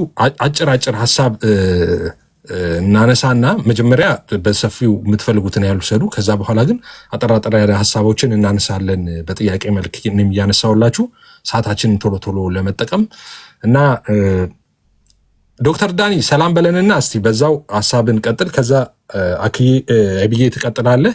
ከዛ እንደዛ እያልን ፕሮፌት እንቀጥላለን። አማን ሚኪዬ ትቀጥላላችሁ። እትየውም ትቀጥላላችሁ እናንተ። ዶክተር ዳኒ ሰላም በለንና ቀጥል። እሺ ኤፋንድን you are blessed. Thank you for this program. እብራዊት ረጅም ጊዜ ካየሁሽ። ፕሮፌት ኤቢ አማን ሰላም ታች ያላችሁ የተወደዳችሁ ጌታ አብዝቶ ይባርካችሁ። ያው ይሄ ርዕስ ደጋግመን ልንገባበት የሚገባ ጉዳይ ስለሆነ ዛሬ ላንጨርሰው እንችላለን፣ ግን የቻልነውን አክል በተሰጠው ጊዜ እናስቀምጣለን እና አንዳንድ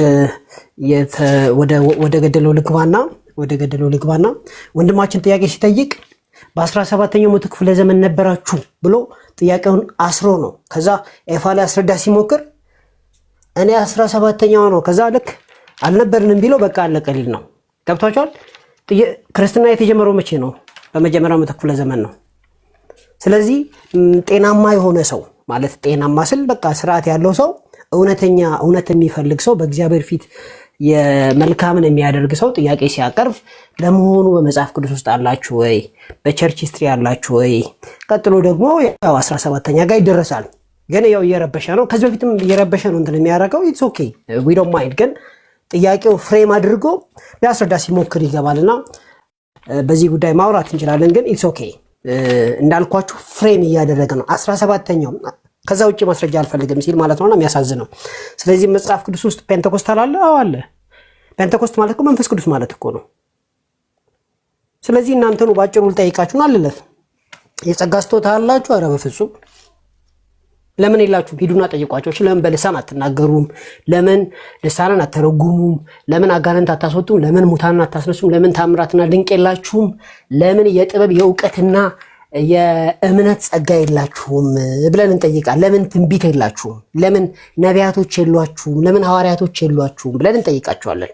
ጠይቋቸው። እዚህ ጉዳይ ላይ ረጅም መወራት ያለበት ጉዳይ ነው። ወደሚቀጥለው ፖይንት ልምጣ። ለመሆኑ ፔንቴኮስታሊዝም ከመጽሐፍ ቅዱስ ውጭ አለ? አዎ አለ ብራዘር፣ አለ። ጌታ ይባረክ። አለ። ኢሬኒየስ በስነ ስርዓት ጽፎታል። ባይ ዘ ዌይ የሆነ the basic patristic evidence of Pentecostalism stems from the writings of ኢሬኒየስ የሚል አንብቤ ገርሞኛል። ከዚህ በፊት ሲወራ የነበረው በተለይ እዚህ ኢንፎርማል በሆነ ወሬ ላይ ተርቱሊያን ነበር የሚባለው ነው። ከተርቱሊያን በፊት 9ኙን የጸጋ ስጦታ በስነ ስርዓት ዘርዝሮ ያስቀምጠው ኢሬኒየስ ነው። that's amazing። አለ ልሳን ብራዘር፣ አጋንንት ማስወጣት አለ፣ ተአምራት አለ፣ ትንቢት አለ። ስለዚህ ቤተክርስቲያን ታውቀዋለች ማለት ነው። እና ኢሬኒየስ ብቻ አይደለም፣ ተርቱሊያን ውስጥ አለ፣ ኦሪገን ውስጥ አለ፣ ክሌመንት ኦፍ አሌክሳንድሪያ ውስጥ አለ። ስለዚህ ወገናችንን ጠይቁት፣ ለምንድን ነው ልሳን የማንናገረው ብላችሁ ጠይቁ። እሺ ለምንድን አንተስ የማትናገረው በሉት። የግድ ሁሉም ይናገራል እያልኩ አይደለም፣ ግን የተወሰነ ሰው መናገር አለበት። 3ም ቢሆን ማለት ነው፣ 2ም ቢሆን። ስለዚህ ቸርች ሂስትሪ ውስጥ አለ ማለት ነው። አለ። የለም ያለም ካለ አባት ለምንድን ነው የለም ብሎ የጻፈው ብላችሁ ጽሁፉን አጥንታችሁ ማምጣት አለባችሁ። መልስ አለ? የለም ብራዘር፣ የለም አታመጡ። ስለዚህ ፔንቴኮስታሊዝም ቤተክርስቲያን ታሪክ ውስጥ ነበር፣ ግን አባቶቹ ክላሲካል ፔንቴኮስታልስ ናቸው ያልኩ አይደለም። ጽሁፋቸው ውስጥ ግን ፔንቴኮስታል ኤክስፒሪየንስ ፓወር አለ። አትናሽስ ጽሁፍ ውስጥ ፓወር አለ። ኤኒዌይ በዚህ ጉዳይ ላይ ረጅም ብዙ መወራት አለበት። ስለዚህ እዚሁ ጋር ከትል አድርገው ነው ወደሚቀጥለው ፖይንት ልምጣ። የሚቀጥለው ፖይንት ደግሞ ምንድነው? ኦርቶዶክስ መቼ ነው የጀመረው እንዴ? በ451 አይደል እንዴ? አትናሽስ ብሎ ለምን ያወራል ወንድማችን? አትናሽስ የሞተው 387 ነው 373 ነበር። ስለዚህ ከ50 ዓመት ነው ከ70 ዓመት በኋላ ነው ክፍሉ የመጣው። ስለዚህ አትናሽስ በሁለቱም ሳይድ አይገባም፣ ቤተክርስቲያን ውስጥ ነበረ። በዲኖሚኔሽን ደረጃ ፔንቴኮስታል ነበረ ወይ ብራዘር? በዲኖሚኔሽን ደረጃ ወይም በቸርች ደረጃ ኦርቶዶክስ ነበረች አልነበረችም? ማስረጃ የለም፣ ዜሮ። ስለዚህ ወገናችን ዝም ብሎ ለራሱ እያዳላ ሲያወራ ነበር ማለት ነው። ለመሆኑ ግን አባቶች ከኒቂያ በፊት ከ451 በፊት የራሳችሁ አባቶች ሁለት ባህሪን ይደግፉ ነበር? አዎ፣ ጎርጎርዮስ ዘንዚናዙ ሁለት ባህሪ ይደግፋል ብራዘር። ስለዚህ ጴንጤ ነው ማለት ነው። አባቴ ነው ትለዋለህ ግን አንተ። ግሪጎሪ ኦፍ ኒሳ ሁለት ባህሪ ይደግፋል። ስለዚህ ጴንጤ ነው ማለት ነው፣ ወይም ካቶሊክ ነው ማለት ነው። የራስ አባት እኮ ነው ብራዘር። ግሪጎሪ ኦፍ ኒዛ፣ ሂላሪ ኦፍ ፖይተርስ ከንተን በፊት ማለት ነው። ሲልቬስተር ኦፍ ሮም፣ መሊቶ ኦፍ ሳርዲስ፣ ቅዱስ መሊቶ ሁለት ባህሪ ይደግፋል ብራዘር። ተርቱሊያን ሁለት ባህሪ ይደግፋል፣ ጽፏል፣ በጽሁፍ ውስጥ አለ። የአትናሺየስ ላይክ 50-50 ነው፣ ግልጽ አይደለም። ስለዚህ ሁለት ባህሪ ይደግፋሉ እና ሁለት ባህሪ የሚደግፈውን አባት ኦርቶዶክስ ነው ይላል። ለመሆኑ ዮሐንስ አፈወርቅ ምንድን ነው? ኦርቶዶክስ ብራዘር?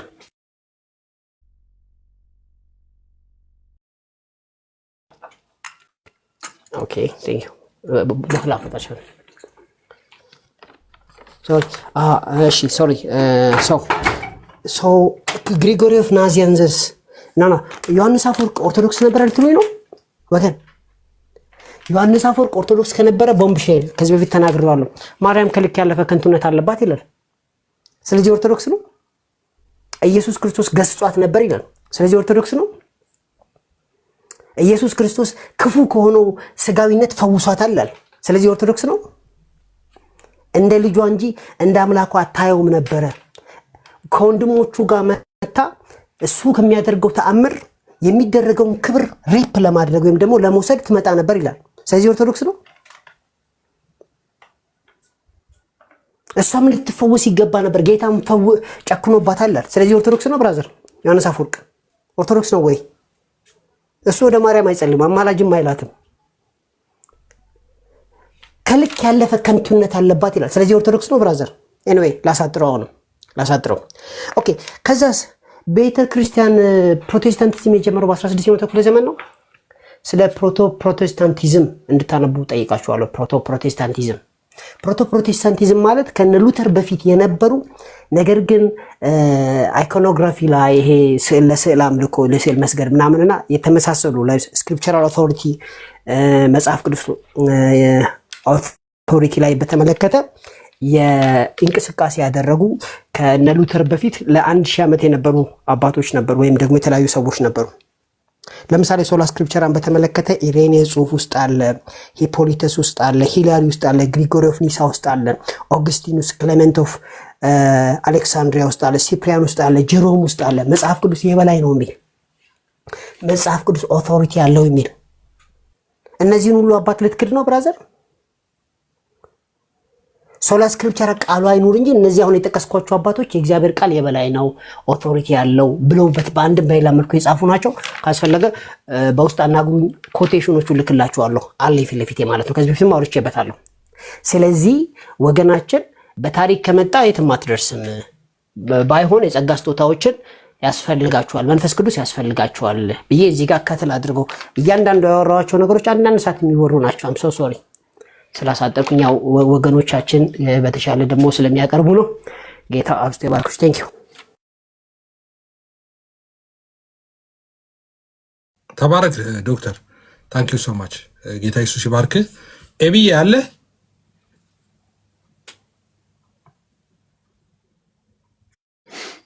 አሎ ኤፊ ሰላም ብያለሁ። ሁላችሁም እንዴት ናችሁ? እንኳን ደህና መጣ ፖስት። እውነት ለመናገር እንትን ብሎብኛል ማለት ርዕሱ የሆነ ሰፍቶብኛል ወይም ደግሞ ተምታቶብኛል። የትኛው ላይ ሀሳብ መስጠት እንዳልነብኝ አላወኩም። አይ ቲንክ የሚሻለው ከፈለክ ማርያም ታማልዳለች የሚለው ላይ ሀሳብ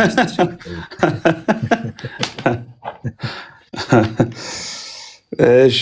እና አይ ቲንክ ይሄ ከኮንፊውዥኖች ስላሉ በኦርቶዶክሳውያኑ ዘንድ ብቻ ሳይሆን ምናልባት እኛም ጋር ያሉ ሰዎች ኮንፊውዝድ የሚሆኑት ነገር ካለ ስለ ጴንጤቆስጤ ወይም ፔንቴኮስታሊዝም፣ ጴንጤቆስጤያዊነት ወይም የጴንጤቆስጤ እንቅስቃሴ ትንሽ ክሊር ማድረግ የሚፈልግ ይመስለኛል። በተለይ ጀነሲሱ ከታሪካዊ ቅደም ተከተሉ ጋር ተያይዞ ማለት ነው። በመጀመሪያ ደረጃ ጴንጤቆስጣዊ እንቅስቃሴ በምሁራኑም ዘንድ ራሳቸው የጴንጤቆስጣዊ እንቅስቃሴ ላይ በነበሩ ሰዎች ንግግርም መሰረት አንዳንዶቹ ቀደም ሲሉ በነበሩ ታሪካዊ እንቅስቃሴዎች፣ ማህበራዊ፣ ባህላዊ ጫናዎች ለተፈጠረ ነገር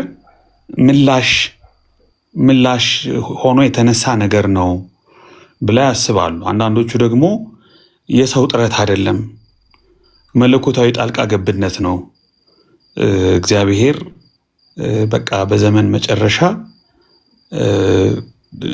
በልዩ ሁኔታ በዚህ ምድር ላይ ስራውን የጀመረበት መንገድ ነው ብለው የሚረዱ ሰዎች አሉ። ጴንጤቆስጣዊነት በድንገት የተከሰተ ነገር ሳይሆን ቀደም ሲል የነበሩ የቅድስና እንቅስቃሴዎች ምንላቸው ነበሩ። ለምሳሌ እንደምታውቁት የሆሊነስ ሙቭመንት የሚባል አለ። ራሱ ዊሊያም ሲሞር ሜቶዲስት የነበረ ሰው ነው። ትምህርት ቤቶችም ነበሩ። ቸርች ኦፍ ጋድ ወይም ኤቭኒንግ ላይት ሴንትስ የሚባሉ ትምህርት ቤቶች ውስጥ የነበረ ሰው ነው። ፓየቲዝም የሚባል አለ፣ ኬዝዊክ የሚባል አለ፣ የተሐድሶ ወንጌላዊ አሳሰቦች የሚባል አለ፣ ለክርስቲያናዊ ህይወት ጥልቅ መንፈሳዊ ወይም ደግሞ ሰከንድ ብሌሲንግ ብዙ አይነት መንገድ የጠረጉ በዚህ በዳውን ኦፍ ዘ ኒው ኢራ ላይ በ1900 ጀምሮ እንቅስቃሴው ፖፑላር ከመሆኑ በፊት ያ ነገር እንዲከሰት ወደኋላ አስተዋጽኦ ያደረጉ እንቅስቃሴዎች ነበሩ። ድንገት የተከሰተ ነገር አይደለም። ይሄ በምሁራኑ ዘንድ የሚነሳ ነገር ነው፣ የሚታወቅ ነገር ነው። የተወሰኑ ታሪኩ ሲጠና እንቅስቃሴው በምን አይነት መልኩ በተለይ ጥቁር አሜሪካውያን የሴቶች አገር በቀል እዛው አካባቢ ያሉ አማኞች ሚናቸው ምን ይመስል እንደነበረ እምብዛም በቂ ማስረጃ ባይገኝም ግን ሰፊ ነገር እንደነበረ ይታወቃል። የቶፔካው የነ ዊሊያም ሲሞር በካንሳስ ቶፔካ የነበረው 1901 የነ ቻርልስ ፓርሃም ልሳን የመንፈስ ቅዱስ ጥምቀት መጽሐፍ ቅዱሳዊ ማስረጃ ነው የሚል በጣም ስትሪክት የሆነ እንደ ትምህርት ወይም እንደ ስነ መለኮት ቀርጸውት ነበረ ሲጀምሩ እንደምታውቁት። በኋላ ግን ትምህርቱ በዊሊያም ሲሞር እና በፓርሃም ዘንድ ክርክር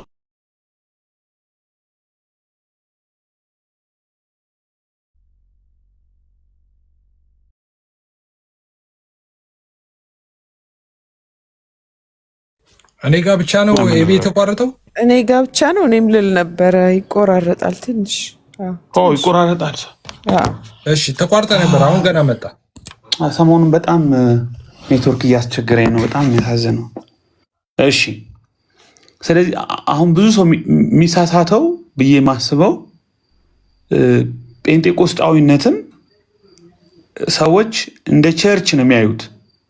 ልክ እንደ ቸርች በቃ የሆነ ቸርች አድርገን የማሰብ ቴንደንሲ አለ። በመጀመሪያ ጴንጤቆስጣዊነት እንደ ቸርች እንድናየው አያስፈልግም። እንደዛ አይደለም። የተሐድሶ እንቅስቃሴ ነው ወይም ደግሞ እንቅስቃሴ ነው። መጀመሪያ በ1906 ከወሰድን ባዙሳ ጎዳና በግልጽ የታየ በኋላ ወደ ዓለም አቀፍ ደረጃ የተሸጋገረ ይሄ ሞደርን ዴይ ፔንቴኮስታሊዝምን በዛ መልኩ ነው የምንገልጸው። መነቃቃት ነው። ጥቁሮችም ነጮችም አብረው የሚያመልኩበት ይሄ ዘረኝነት በነበረበት ጊዜ ሳይቀር የዘር ግንብ የፈረሰበት በተለያዩ ቋንቋዎች የሚናገሩ ሰዎች ሳይቀሩ አብረው የሚያመልኩበት ከዛ ደግሞ የወጡ የተለያዩ ሚስዮናውያን በአጭር ጊዜ ውስጥ 3 ዓመት ባልሞላ ጊዜ ውስጥ ያንን እንቅስቃሴ በአፍሪካ፣ በእስያ፣ በአውሮፓ ዓለም አቀፍ ቅርጽ እንዲይዝ የዓለም አቀፍ ክርስትናን መልክ ሊቀይር በሚችል መልኩ ይዘውት የሄዱ ናቸው። ስለዚህ በ1906 ምናምን 01 የተጀመረው ነገር እንደ አዲስ ሃይማኖት የሚታይ ነገር አይደለም።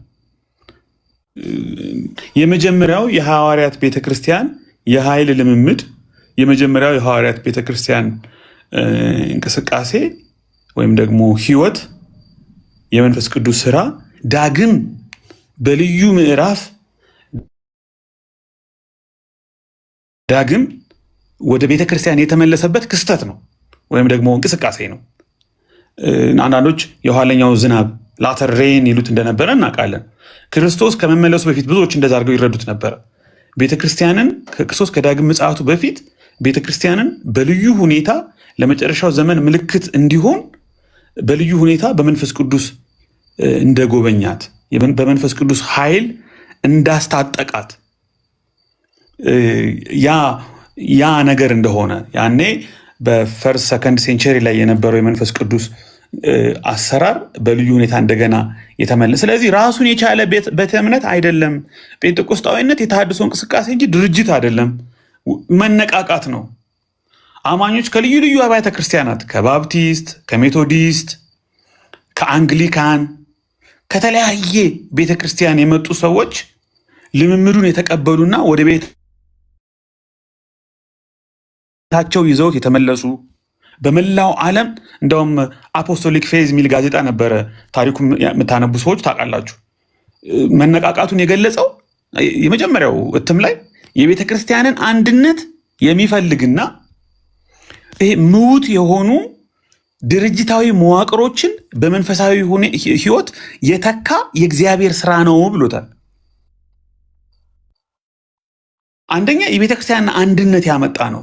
ሁለተኛ ወደ መሞት ደረጃ ወደ መደንዘዝ ደረጃ የሄዱትን ድርጅታዊ ገጽታቸው ብቻ የጎላበትን መዋቅሮችን ህያው እንዲሆኑ መንፈሳዊ እንዲሆኑ የተገለጠ የእግዚአብሔር ስራ ነው ብሎ ያ ጋዜጣ በጣም የሚታወቅ ስቴትመንት ነው። እንደዛ ብሎ ገልጾት ነበር። ግን ቀስ በቀስ ይሄ መነቃቃቱ እየሰፋ ሲሄድ ለወንጌል ተልእኮ አስተዳደራዊ ለሆኑ ጉዳዮች ምቾት ሲባል ቀስ እያለ ወደ ድርጅትነት አይነት መልክ ለምሳሌ ስብስቦች፣ እንቅስቃሴዎች፣ ህብረቶች ቸርች ወደሚመስሉ ቤተ እምነት ወደሚመስሉ ታላላቅ እንቅስቃሴዎች አደገ። አሴምብል ኦፍ ጋድ ማስታወስ ይቻላል። በጣም ታላቁ የምናውቀው የእግዚአብሔር ቤተክርስቲያን በክርስቶስ ቸርች ኦፍ ጋድ ኢን ክራይስትን ታውቁታላችሁ። እነሱ መጡ። ግን እንቅስቃሴው ግን መቼም ሊጠፋ አልቻለም። ዝም ብሎ የሆኑ እነ ቸርች ኦፍ ጋድ ኢን ክራይስት እና አሴምብል ኦፍ ጋድ ወይም የሆኑ ነገሮች ብቻ ይዘውት የሆነ ኮንፋይንድ ሆኖ በሆነ ድርጅት በሆነ ተቋም ውስጥ የቀረ ሳይሆን ዓለም አቀፍ እንቅስቃሴ ሆኖ ነው የቀጠለው። ስለዚህ አዙሳ ብቻ የተገደበ ሳይሆን በተለያዩ የዓለም ክፍሎች ፖሊሴንትሪክ ሆኖ ማዕከለ ብዙ ነው። በህንድ፣ በኮሪያ፣ በቺሊ፣ ከአሜሪካ ውጭ በተለያዩ ባህሎች ኢትዮጵያን ጨምሮ ማለት ነው ሰፊ እንቅስቃሴ የሆነ የሄደ ዓለም አቀፋዊ ባህሪ ያለው ነገር ነው። ወደ አንዳንድ ቴዎሎጂካል ክርክሮች አሉ። ሁላችሁም እንደምታውቁት አንዳንዶች ጴንጤቆስጤ ለመባል በግድ ልሳን መናገር ያስፈልጋል የሚላሉ። በተለይ ወደ አሜሪካ ያሉት እንደዚህ አይነት ስትሪክትነስ ነበረባቸው። አብዛኞቹ ግን እንደዛ ሳይሆን ልሳንን መናገር እንደ ብቸኛ ማስረጃ መውሰድ ሳይሆን የመንፈስ ቅዱስን ስራ በቅድስና ኃይልን በመታጠቅ ነው ሊገለጥ የሚችለው እንጂ በልሳን በመናገር ብቻ አይደለም። አሎንግ ዊዝ ልሳን ዋናው የመንፈስ ቅዱስ መገለጫ ቅድስናና ኃይል መሆን አለበት። ጴንጤቆስጣዊነትን እንደዛ ብንረዳው ጥሩ ነው። እንዲሁም ጴንጤቆስጣዊነት አንድ ድርጅት አይደለም። በመቶዎች የሚቆጠሩ በሺዎች የሚቆጠሩ አብያተ ክርስቲያናት ውስጥ የሚገኝ ሰፊ መንፈሳዊ ጅረት ነው። ሰፊ መንፈሳዊ ፍሰት ነው። እንደውም ሰፊ መንፈሳዊ ህይወት ነው ተብሎ ነው የሚገለጸው። ስለዚህ ጴንጤቆስጤ መቼ ነው የጀመረው? በእንቅስቃሴ ደረጃ በጎላ ደረጃ በእንቅስቃሴ ደረጃ የተለያዩ ኢንፍሉዌንስ ያደረጋቸው ነገሮች ቢኖርም 1900ዎች ውስጥ የሚታወቅ ነገር ነው በታሪክ። ያ ማለት ግን ምን ማለት ነው ጥያቄ። እንግዲህ ተቋም ካልሆነ ዲኖሚኔሽን ካልሆነ ድርጅት ካልሆነ እንቅስቃሴ ከሆነ ያንን እንቅስቃሴ እንደ ቸርች ወይም ደግሞ እንደ አንድ ድርጅት ወይም እንደ አንድ ቤተክርስቲያን መቼ ነው የጀመረ መቼ ነው ያልጀመረ ማለትም ትክክለኛ ጥያቄ አይደለም። ግን ምንድን ነው እንዴት ነው የምንረዳው? የመጀመሪያው መቶ ክፍለ ዘመን የመንፈስ ቅዱስ ስራና እንቅስቃሴ ዳግም ወደ ቤተ ክርስቲያን የተመለሰበት የመጨረሻው ዘመን ክስተት ነው። ጎልቶ የታየበት የመጨረሻው ዘመን ክስተት ነው። ወደኋላ ትሬስ ባክ ስናደርግ ፍንጮች አሉ፣ ሂንቶች አሉ። የተወሰኑ በኤርሊ ቸርች ፋዘርስም ትንቢትን በተመለከተ የሆኑ ነገሮች እንዳሉ እናውቃለን። እንደዛ አድርገን ብናየው ጥሩ ነው። አንድ ትንሽ ስለ ዲኖሚኔሽን እና ቤተክርስቲያን ትንሽ ነገር በአንድ ደቂቃ ልክ ነው፣ አስረዝም ያለው ይቅርታ፣ በአንድ ደቂቃ ለማስቀመጥ በአዲስ ኪዳን ቤተክርስቲያን አምልኮን ለጸሎት ለትምህርት የሰበሰቡ አማኞች ህብረት እንደሆነ ኤክሌሽያ እንደሆነ እናውቃለን። እሺ ቤተክርስቲያን ስንል ወይም ኤክሌሽያ ስንል በአንድ በተወሰነ ስፍራ ላይ ለአምልኮ ለጸሎት ለትምህርት የተሰበሰቡ አማኞችን የሚመለከት ነገር እንደሆነ ይታወቃል። ለምሳሌ በቆሮንቶስ በኤፌሶን ያሉ አብያተ ክርስቲያናት ለአካባቢው ሰዎች ወይም አማኞች መንፈሳዊ ቤቶች ነበሩ፣ ወይም መንፈሳዊ ህብረቶች ነበሩ። ለምሳሌ በአንድ ስፍራ የተሰበሰበች በሆኑ በሽማግሌዎች በፓስተሮች የምትመራ አጥቢያ ቤተክርስቲያን ልንላት እንችላለን። በዛ መልኩ ልንገልጸው እንችላለን። ግን አንድን ቤተ እምነት ወይም ዲኖሚኔሽን ግን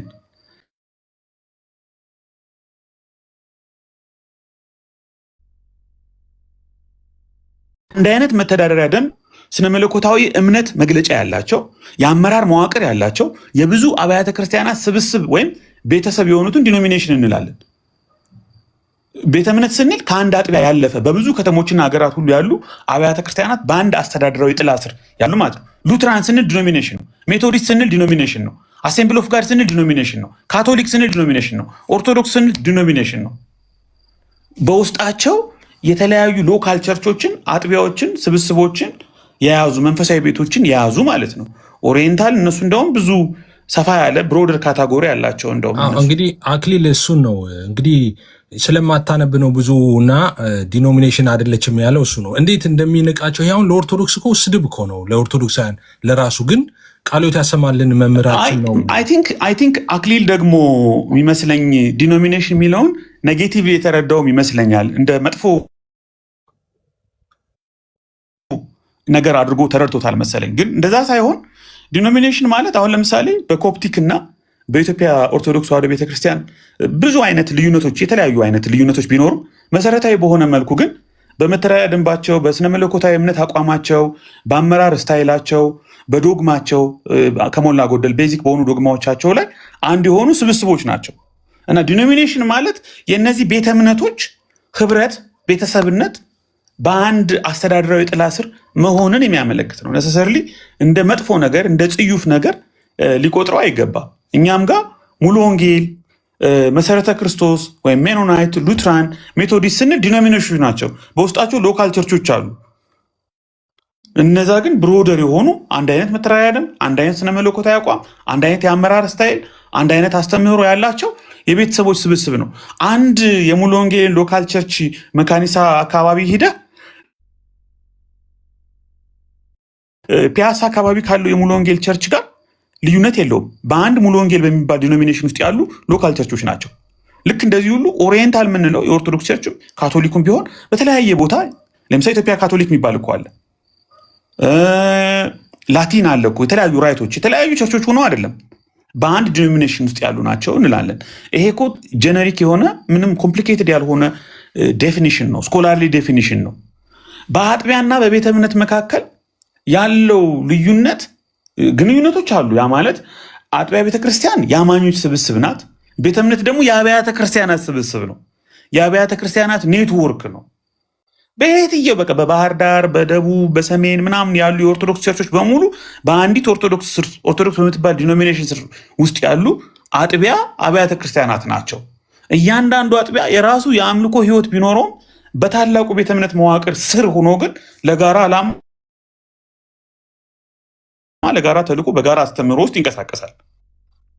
ይሄ በእኛም ዘንድ ያለ ነገር ነው፣ በእነሱም ዘንድ ያለ። ግን ዲኖሚኔሽንን ኔጌቲቭ ኮኖቴሽን ልክ ቸርች ያለመሆን አይነት ስሜት ዲኖሚኔሽን ናችሁ ማለት ቸርች አይደላችሁም ማለት አድርጎ ወስዶት ከሆነ አይ ቲንክ ዜር ኢዝ ሰም ካይንድ ኦፍ ኮንፊውዥን እና ሚስ አንደርስታንዲንግ ያለ ይመስለኛል። ጴንጤቆስጣዊነት ምንድን ነው? ዓላማው ምንድን ነው? አዲስ ቤተ እምነት መመስረት ነበር እንዴ? አዲስ ቤተ እምነት ነው እንዴ የተመሰረተው? እንኳን ጴንጤቆስጣዊነት የ16ኛው መቶ ክፍለ ዘመን ሪፎርሜሽን እነ ሉተር አዲስ ቤተ እምነት የመሰረት ዓላማ ነው እንዴ ነበራቸው? አልነበራቸውም። በተለያዩ ነባር ቤተ እምነቶች እንደ ባፕቲስት፣ ሜቶዲስት ባሉ የተለያዩ አጥቢያ ቤተክርስቲያናት ውስጥ ያለ መንፈሳዊ የኃይል ተሐድሶ እኮ ነው። ትልልቅ እንደነ ሮቤክ አይነት ስኮላርስ እኮ ይሄንን ነው በሪሰርቻቸው ግልጽ ያደረጉት። በአዙሳ ጎዳና የነበረው መነቃቃት ምንድን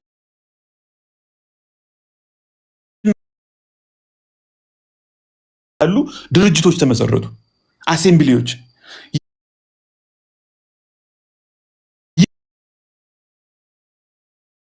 ጆይ እንድታረግ እድል ሰጣት ማለት ነው። ዛሬ ያለው ተጨባጭ ሁኔታ ይሄ ነው። ምንድን ነው? ከቤተ እምነት በላይ ነው። ጴንጤቆስጣዊነት ከቤተ እምነት በላይ ነው። ለሆነ ቤተ እምነት ብቻ የምትሰጠው አይደለም። በየሰፈሩ ነው የምታገኘው። እንደ አንድ ድርጅት ብቻ የምትወስነው ነገር አይደለም። ይሄ ገለልተኛ ኢንዲፔንደንት የምትለው አብያተ ክርስቲያናት ነባር ቤተ እምነት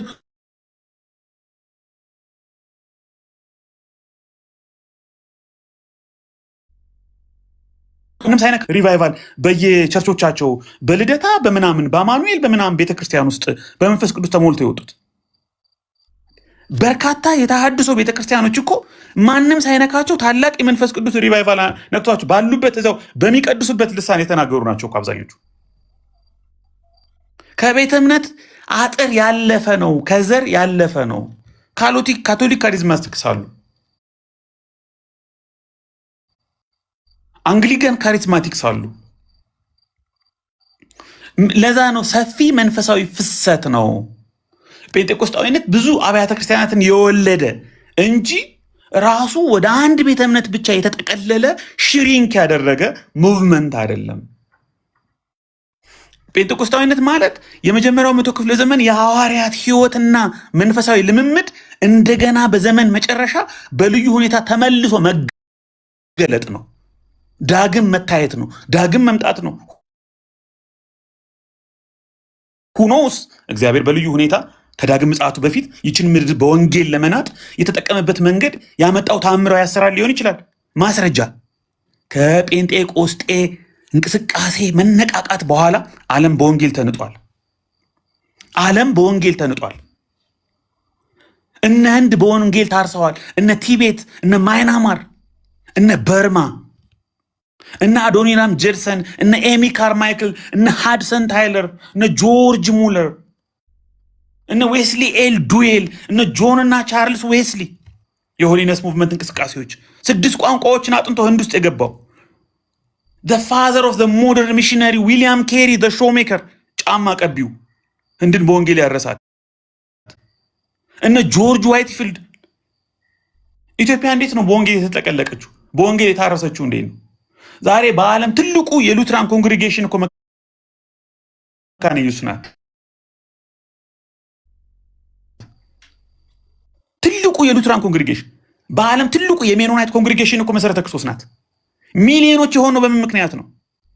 ያንን እንደ እሳት የሚባላ የደርግንና የንጉሱን ስደትና መከራ አባቶቻችን በኢትዮጵያ ምድር ውስጥ እንኳ እስራትን፣ ግርፋትን፣ ሞትን በጸጋ ተቋቁመው የወንጌል ባላደራነትን ለአሁኑ ትውልድ ያስረከቡት እኮ በመንፈስ ቅዱስ ኃይልና ጽናት እኮ ነው።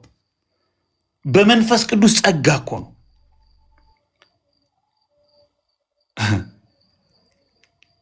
ስለዚህ ጴንጤቆስጣዊነት የሆነ ቤተ እምነት ላይ የሆነ ሙሉ ወንጌል 1940ዎቹ መሰረተ ክርስቶስ 1940ዎቹን የተመሰረተችው 75 ዓመቷ ነው። በቃ ጴንጤቆስጤ 50 ዓመቱ ነው፣ 40 ዓመቱ ነው፣ 20 ዓመቱ ነው። ብራዘር በሆነ ዲኖሚኔሽን ውስጥ በሆነ ድርጅት ውስጥ ልታስገባው የማትችለው ነገር ማለት ጴንጤቆስጣዊነት ነው።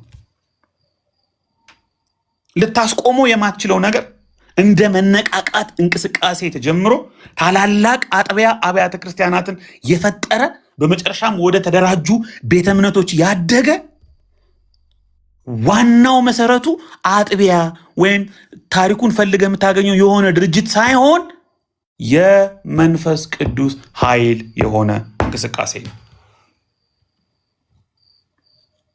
አታገኘውም ትሬስ አድርገህ። እውነታው ይሄ ነው። ስለዚህ ትንሽ ጥያቄውም ላይ ችግር አለ፣ አንደርስታንዲንጉም ላይ ችግር አለ። በቃ አንደርስታንድ ያደረጉበት ነገር ቴክኒካል ነገሮችን ያው አንዳንዱ ነገር እናውቀዋለን። ቲክቶክ ላይ ላለ ፖለቲካ የሚመች ንግግር መናገር አለብን። እንደዛ ስንናገር ብዙ ተወዳጅ እናተርፋለን፣ ብዙ ፎሎወር እናገኛለን። ለአንዳንዶቹ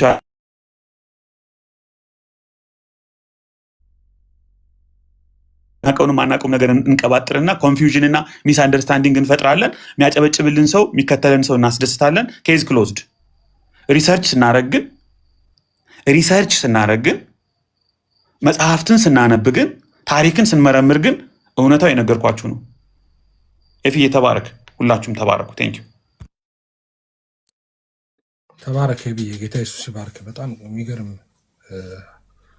አቀራረብ ነው፣ የሚገርም ነገር ነው የሰጠህን ማለት ነው። እሺ ቅዱሳን እንዴት ናችሁ? እየተማራችሁ ነው? ጴንጤዎች እንኳን ልጆችሽ ከእግዚአብሔር የተማሩ ይሆናሉ ተብሎ እንደተጻፈ እናንተ ከጌታ የተማራችሁ ናችሁ። እዚህም ሳትመጡ የተማራችሁ ናችሁ ለነገሩ። እሺ አሁን ወደ ሚኪዬ ሊድ ሚኪዬ ወይፋ አሁን ጎሄድ። እሺ ሁላችሁንም ሰላም ብያለሁ። የጌታ ጸጋና ሰላም ይብዛላችሁ። የተወሰነ ነገር ልበልና ወደ እህቶች ወንድሞች እናልፋለን። ዳንዬና ኤቢ በደንብ ነው የነካኩት ሁሉንም ነገር። እኔ የተቆራረጠን የደረሰኝ ምናምን ጀስት በጥያቄ መልኩ መሰለኝ አስገባህና የዛኔ ትንሽ ደስ አይልም። የታጠረ ነገር ነው ያለው። አጥሮ በፈለግኩት መልስልኝ ሎጂክ አለው። እውነት ላይ ከማውራት ይልቅ ጀስት የሆነ በቃ ብሎክ የተደረገ የሆነ ላይን አስምሮልን እንድትመልስ በሚፈልግበት አይነት ሁኔታ ነበረ ተቆራርጦ ያየሁትን። አንድ ነገር ያምናሉ እነሱ፣ ስታት የሆነ እምነት አላቸው። ምንድነው ሲባል በቃ ቤተክርስቲያን በኦርቶዶክስ ብቻ ናት እውነተኛዋ ቤተክርስቲያን አፖስቶሊክ ሴሴሽን ያላት ብሎ ያምናሉ። በጣም አስገራሚ ነው። አባቶች ብሎ የሚጠቅሷቸውም ሰዎች ደግሞ አሁን እነሱ ውስጥ ያለው የትምህርት መዛባት ሁላ ማያምኑ ናቸው። በጣም የሚገርም ነው። እነሱ ላይ ብዙ አይነት ትምህርቶች ነው። እኛ እንግዲህ ኢንሴንሻል የሆኑ ትምህርቶች ላይ እንግዲህ በሁለት ኢትዮጵያም ያሉት ራሱ በሁለት በሶስት እንደሚከፈሉ ግልጽ ነው። ኢየሱስ በስጋው ፍጡር ነው የሚላለ የራሱ ጓደኞች መልሰው ደግሞ አይባልም ይባላል የሚሉ አሉ። ቤተክርስቲያን ተሳሳተለች ይለዋል ግማሹ ደግሞ አልተሳሳትም ይለዋል። እዛው እነሱ መካከል ማርያም ጥንት አብሶ አለባት የሚላለ እዛው ጓደኞቹ መልሰው ደግሞ የለባትም የሚሉ አሉ። ሁለት ባህሪ አንድ አካል የሚያምኑ አሉ። እዚህ ኢትዮጵያ ሆነው አንድ አካል አንድ ባህሪ የሚያምኑ አሉ። ይህን መሰለ ኢንሴንሻል ነገር ላይ ገና ሳይግባቡ ፔንቴኮስታል ላይ ለማውራት መምጣት በጣም ድፍረትም ነው ሲጀመር። እኔ አቅምም ይኖራቸዋል ብዬ አላስብም ነበረ። እንግዲህ ተነስተዋል ሀሳቡ። እኔ ግን እየመሰለኝ ያለው አሁንም ቢሆን እነዚህ ትልልቅ እነሱ ላይ የሚነሱ ሀሳቦቶችን ኳስ ወደ ሜዳ የመመለስና ትልልቅ ጉዳዮቹ ዝም ማስባል ይመስለኛል። በጣም ከባድ ባተል ያለውና እነዚህን ጉዳዮች ይፍቱ መጀመሪያ። በወንድማማችን መካከል ያለው በእሱና በታላቁና በአኬ መካከል ያለው ልዩነት በእነዘ ማርያም ያለ እነዚህ ኢንሴንሻል ነገሮች አልፈቱም ገና። እንኳን ፔንቴኮስታልን ለመናገር ይቀርና ኢንሴንሻል የሆነ ዶግማዊ ነገር ላይ ገና አልተግባቡም። ከዛ ስናልፍ 451 ነው ኦርቶዶክስ ተዋህዶ። ከ451 በፊት ነው ፔንቴኮስታል የነበረው ሙቭመንቱ እያለን ነው እኛ። ስለዚህ 451 ላይ መጥቶ አፖስቶሊክ ሴሴሽን አለን ካለን አሁን ትልቅ የሚያጋጥመው ነገር ቅድም ዳኒም ሲነካ ነበር። የጸጋ ስጦታዎችን ሪጀክት አድርጋ ከቤተ ክርስቲያኗ ያወገዘች ናት። ስለዚህ አፖስቶሊክ ሴሴሽን ዶግማ ላይ ብቻ አይደለም፣ ኢንሴንሻል ነገር ላይ ብቻ አይደለም፣ ልምምድም አለው። እንግዲህ መንፈስ ቅዱስ ዛሬ ላይ የሚሰራ ነው። ትምህርት ብቻ አይዲያ ብቻ አይደለም፣ ፕራክቲካሊ ማንነት ያለው ነው። ስለዚህ 451 በፊት ያልነበረች ከዛ በኋላ ደግሞ አንዲት ንጽሕቷ ቤተክርስቲያን የሆነች ከኦርቶዶክስ ውጭ ያለ ደግሞ ሁሉ ያልዳነ ትክክለኛ ቤተክርስቲያን ውስጥ ያሌለ አይነት ክሌም ማስቀመጣቸው ለአእምሯቸው በጣም ከባድ ነው። ከዛ ባለፈ ጸጋ ቶታሊ አሁን የሐዋርያ ነብይነት አስተማሪነት የሚለው ኦፊስ ሲጀመር እኮ ቶታሊ ነው ከቤተክርስቲያን ያወገዘችው። ቶታሊ ዲዳኬ ላይም እና ኢራኒስም ነካክተው ያለፉትን የትንቢት አገልግሎት እነሱ ኮምፕሊትሊ አውጥተውታል። ታዲያ የት ነው አፖስቶሊክ ሴሴሽን ያለው? በጣም አስገራሚ ነው። በቤተክርስቲያን ታሪክ ውስጥ ሲሰራ የነበረው በሐዋርያት ዘመን ሙሉ የጸጋ አገልግሎቶች ዲቦት ተደርገው እነ ቆሮንቶስ መጽሐፍ እነ ማርቆስ 16 ዲቦች ተደርገው እነ ኤፌሶን ምዕራፍ 4 ምርኮ የተማረከበትን ለቤተክርስቲያን ጸጋ ሰጠ የሚለውን ቶታሊ አውጥተው ከቤተክርስቲያን አውጥተው በዛ ላይ ኤጲስቆጶስ የሚለውን ወደ ድቁንናና ወደ ቀሳውስት ለውጠውት የብሉይ ኪዳን ነቢያት በአዲስ ኪዳን ሐዋርያት ተተክተዋል ብለው አሁን ምንድነው ቄስና ዲያቆን አድርገው ራሳቸው በራሳቸው ትሬንድ አስቀምጠው እነዛን ለቤተክርስቲያን የሰጡትን ጸጋዎች ወደ 24 የሚያክሉትን ጴጥሮስ ላይም ሮሜም ቆሮንቶስም ኤፌሶንም ሲቀናጅ ያ ሁሉ ግሬሶችን የት አድርገውት ነው? አፖስቶሊክ ሴሴሽን ካላቸው በጣም ከባድ ነው። እና ሌላው 300 ሚሊዮን ራሱ ያክላሉ። አሁን ስታቲክስ ላይ እኮ በጣም ኦርቶዶክስ ንጽሕት ናት አንዷ ናት ይላሉ እንጂ ዓለም ላይ እኮ በጣም 300 ሚሊዮን እንደዛ ነው ስታቲክስ ሳይ ነበረው። እና ፔንቴኮስታል እኮ ከመጣ በኋላ እንደውም አዙዛ ካሉት በኋላ የተሰራው ስራ የሚገርም እኮ በስንት ሚሊዮን በቀን ራሱ እኮ ሰዎች ሪጀነሬት የሚሆኑት እኮ በጣም ብዙ ሺህ ከ25 ያላነሱ ሰዎች እንደ ዓለም ጌታ ኢየሱስ ክርስቶስ እንደ ግል አዳኝ አድርገው ይቀበላሉ። ፔንቴኮስታልን መንካት በጣም አደጋ ነው ከእግዚአብሔር ስራ አኳያ እንደውና እንዴት አንዲቷ ምናምን ይላሉ ማለት 8 ቢሊዮን ፍጥረት ባለበት እግዚአብሔር የፈጠራቸው 2 ቢሊዮን ደግሞ ፕሮቴስታንት ባለበት 300 ሚሊዮን እንኳን የምታክል በሬሾ እንኳን ሲወጣ በጣም ትንሿ የሆነችው ኦርቶዶክስ ተዋህዶ በዚህ ልክ ፔንቴኮስታልን መናገር በጣም አስገራሚ ነው። ከዛ ባለፈ የትምህርት ልዩነት አላቸው። ቅድም እንዳልኩት በጣም ብዙ ነው ልዩነት ናቸው። ከ4ም ከ10ም ሊያልፍ ይችላል። ስለዚህ ፔንቴኮስታልን የመናገር አቅም የላትም ሲጀምር ኦርቶዶክስ ተዋህዶ። ፔንቴኮስታል ሐዋርያት ሥራ ምዕራፍ 2 ላይ የጀመረ ነው እና በመሀል ታዲያ አላየንም እኮ እስከ አዙዛ ስትሪክት ድረስ አልነበረም። ታዲያ ለእነሱ ማስረጃ እንዲሁም መንፈስ ቅዱስ የግድ እንትን ሰፈር እንትን ሆነ ተብሎ እንዲመጣ እየፈለጉ ነው እና ዓለምን የወረሰ ነው። ምንም ማድረግ አይቻልም። የእግዚአብሔር ኃይል ያለበት ነው። ስለዚህ ትልቅ ጥያቄ ይነሳል እነሱ ጋር።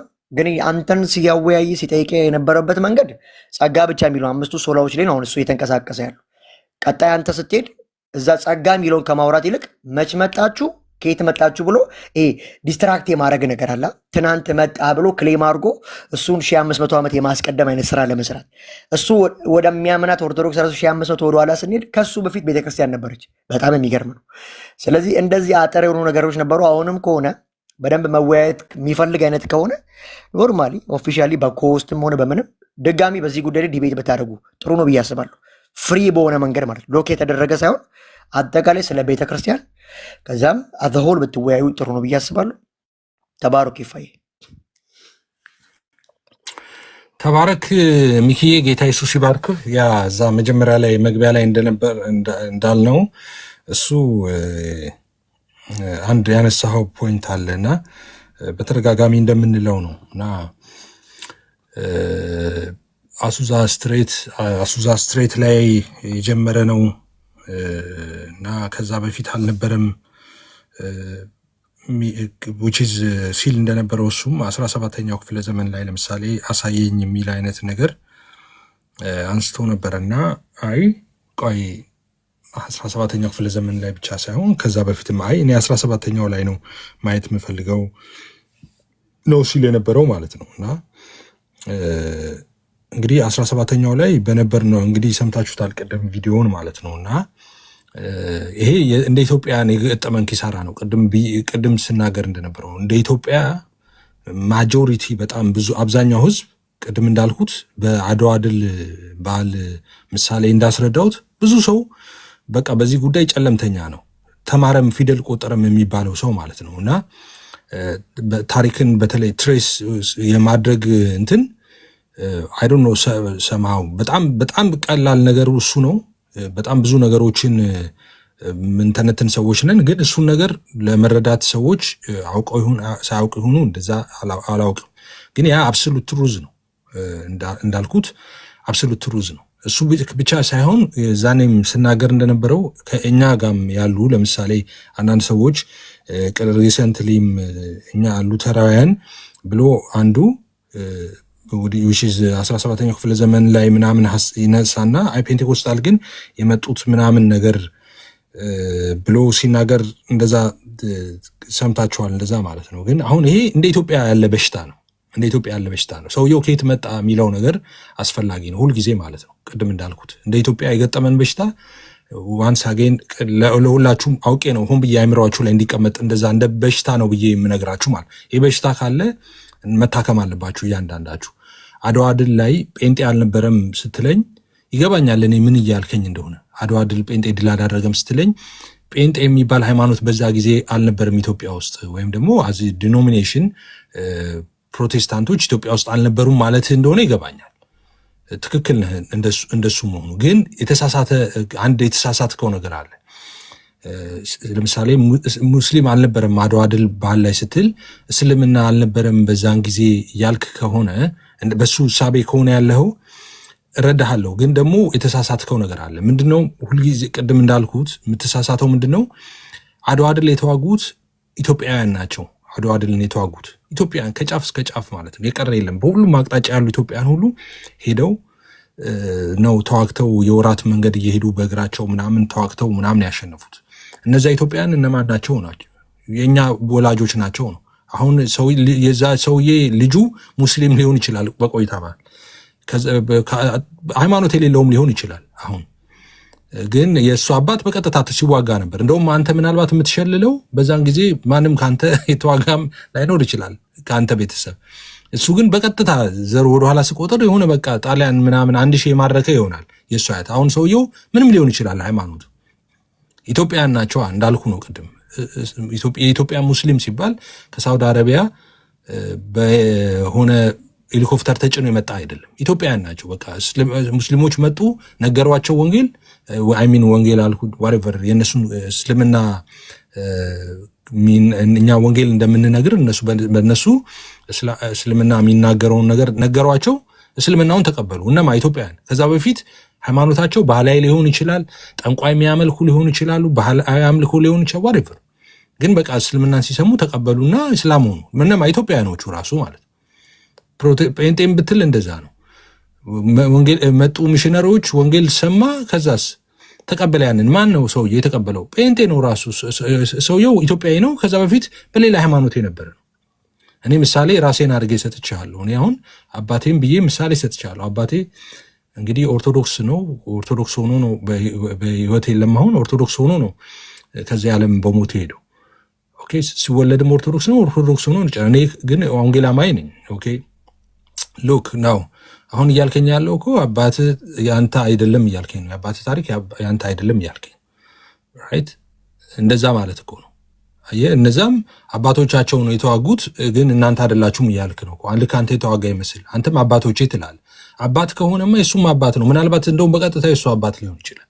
እዚህ ጋርም ስትመጣ ልክ እንደዛ ነው። ፕሮቴስታንት እያልክ ብትን ፔንቴኮስታል እያልክ በጣም ብሬክዳውን እያልክ ብትሸነሽ ነው። ወደኋላ ግን ትሬስ ሲያደርግ የሚሄደው እዛው አንዲቷ ቤተክርስቲያን ውስጥ ነው የሚሄደው። ለምን ፕሮቴስታንት የወጣው ከየት ነው እንዴ? ከካቶሊክ አይደለም? ካቶሊክና ደግሞ የእናንተ ደግሞ የታወቀ ነው እንግዲህ የኢስተርን እና የሮም ካቶሊክ ክፍፍል ማለት ነው ይታወቃል። ከዛ በኋላም ደግሞ የመጡት ክፍፍሎች ይታወቃሉ። በየዘመናቱ የነበረ ክፍፍል ይታወቃል። ወደኋላ ስትሄድ ግን አንዲቷ ቤተክርስቲያን ነው የነበረችው።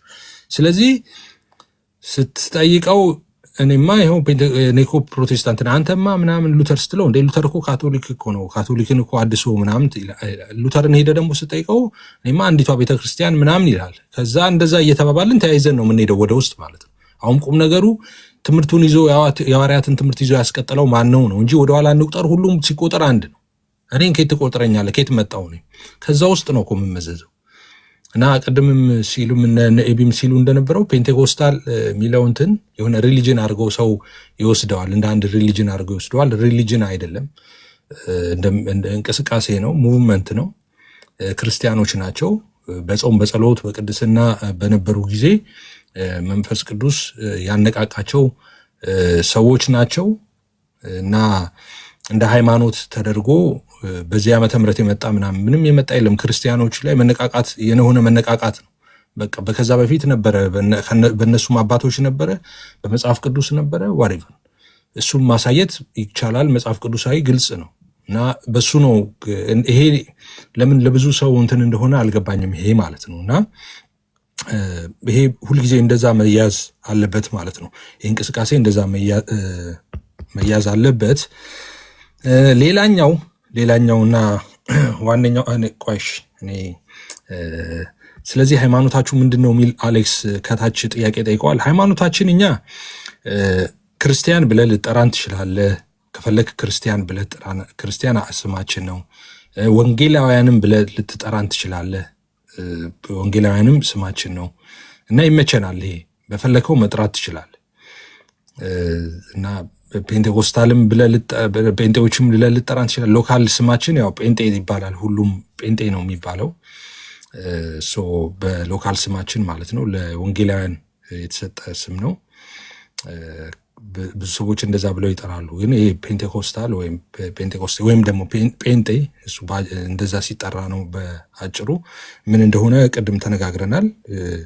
እንግዲህ ከአይሁድ ባህላቶች ትልልቅ 3 ባህላቶች ውስጥ አንዱ ነው በዓለ ሃምሳ የሚባለው ቀን እንደምታውቁት ማለት ነው። ጌታ ኢየሱስ ከሞትን ድል አድርጎ ከተነሳ በኋላ 40 ቀናት በግደጋ ምድር ላይ እንደነበረ ታውቃላችሁ። ከዛ ካረገ ከ10 ቀን በኋላ ደግሞ የፔንቴኮስተ ቀን እንደነበረ ታውቃላችሁ። ሐዋርያት ሥራ ምዕራፍ 2 ላይ ታሪኩ ከዛ ጋር የተያያዘ ነው እና ያ እንደ ስድብ ይቆጥረዋል ብዙ ሰው። ግን አንዳንድ የገባቸው ሰዎች ጴንጤዎቹ ጴንጤ አትበሏቸው፣ እነሱ መናፍቅ ናቸው፣ እኛንን ጴንጤዎች የሚሉ ሰዎች ነበሩ። ድሮ ዋይዝ ነበሩ። የድሮዎቹ በጣም ስማርቶች ነበሩ በነገራችን ላይ የድሮዎቹ እና አሁን የአሁኖቹ ነው አንዳንድ ነገሮችን ጥሩ ነገሮችንም እንደ ስድብ አድርገው እንትን የሚሉት ማለት ነው። ኤኒዌይስ ግን በአጭሩ እንደዛ ነው። አሁን እንደነገርኳችሁ ነው የሆነው። ፔንቴኮስታል የሚባል አሱዛ ስትሬት የጀመረ ምናምን እንደዛ የለም። ከዛም በፊት ክሌም ይደረጋል። ካንሳስ ውስጥ የነበረ የምታስታውሱ ከሆነ ቤቴል የሚባል መጽሐፍ ቅዱስ ኮሌጅ ተማሪ የነበረችም ይላሉ አግነስ ኦዝማን እንደዛ የምትባል እሷንም ሜንሽን ያደርጋሉ። ከዛ በፊት ተብሎ ከአዙዛ አስትሬ በፊት እንደዛ ይሁንና እዛ የጀመረ ነው ሃይማኖታችሁ ምናምን የሚሉ ሰዎች አሉ። ያ ቀልድ ነው። ሃይማኖታችን እዛ የጀመረ አይደለም። የጳውሎስ ሃይማኖት ነው። የሐዋርያቱ ሃይማኖት ነው። ኢየሱስ በደሙ የመሰረተው እምነት ነው። ኦኬ እንጂ አሱዛ ስትሬትም እንትንም የጀመረ አይደለም። እነሱ እንዳልኩት ሙቭመንት ነው። መንፈስ ቅዱስ እንደገና ደግሞ በቤተ ክርስቲያን አንዳንድ ሰዎች ይህን ጥያቄ ያነሳሉ። ካዲያ ቆይ መጽሐፍ ቅዱስ ላይ ከነበረ ይላሉ።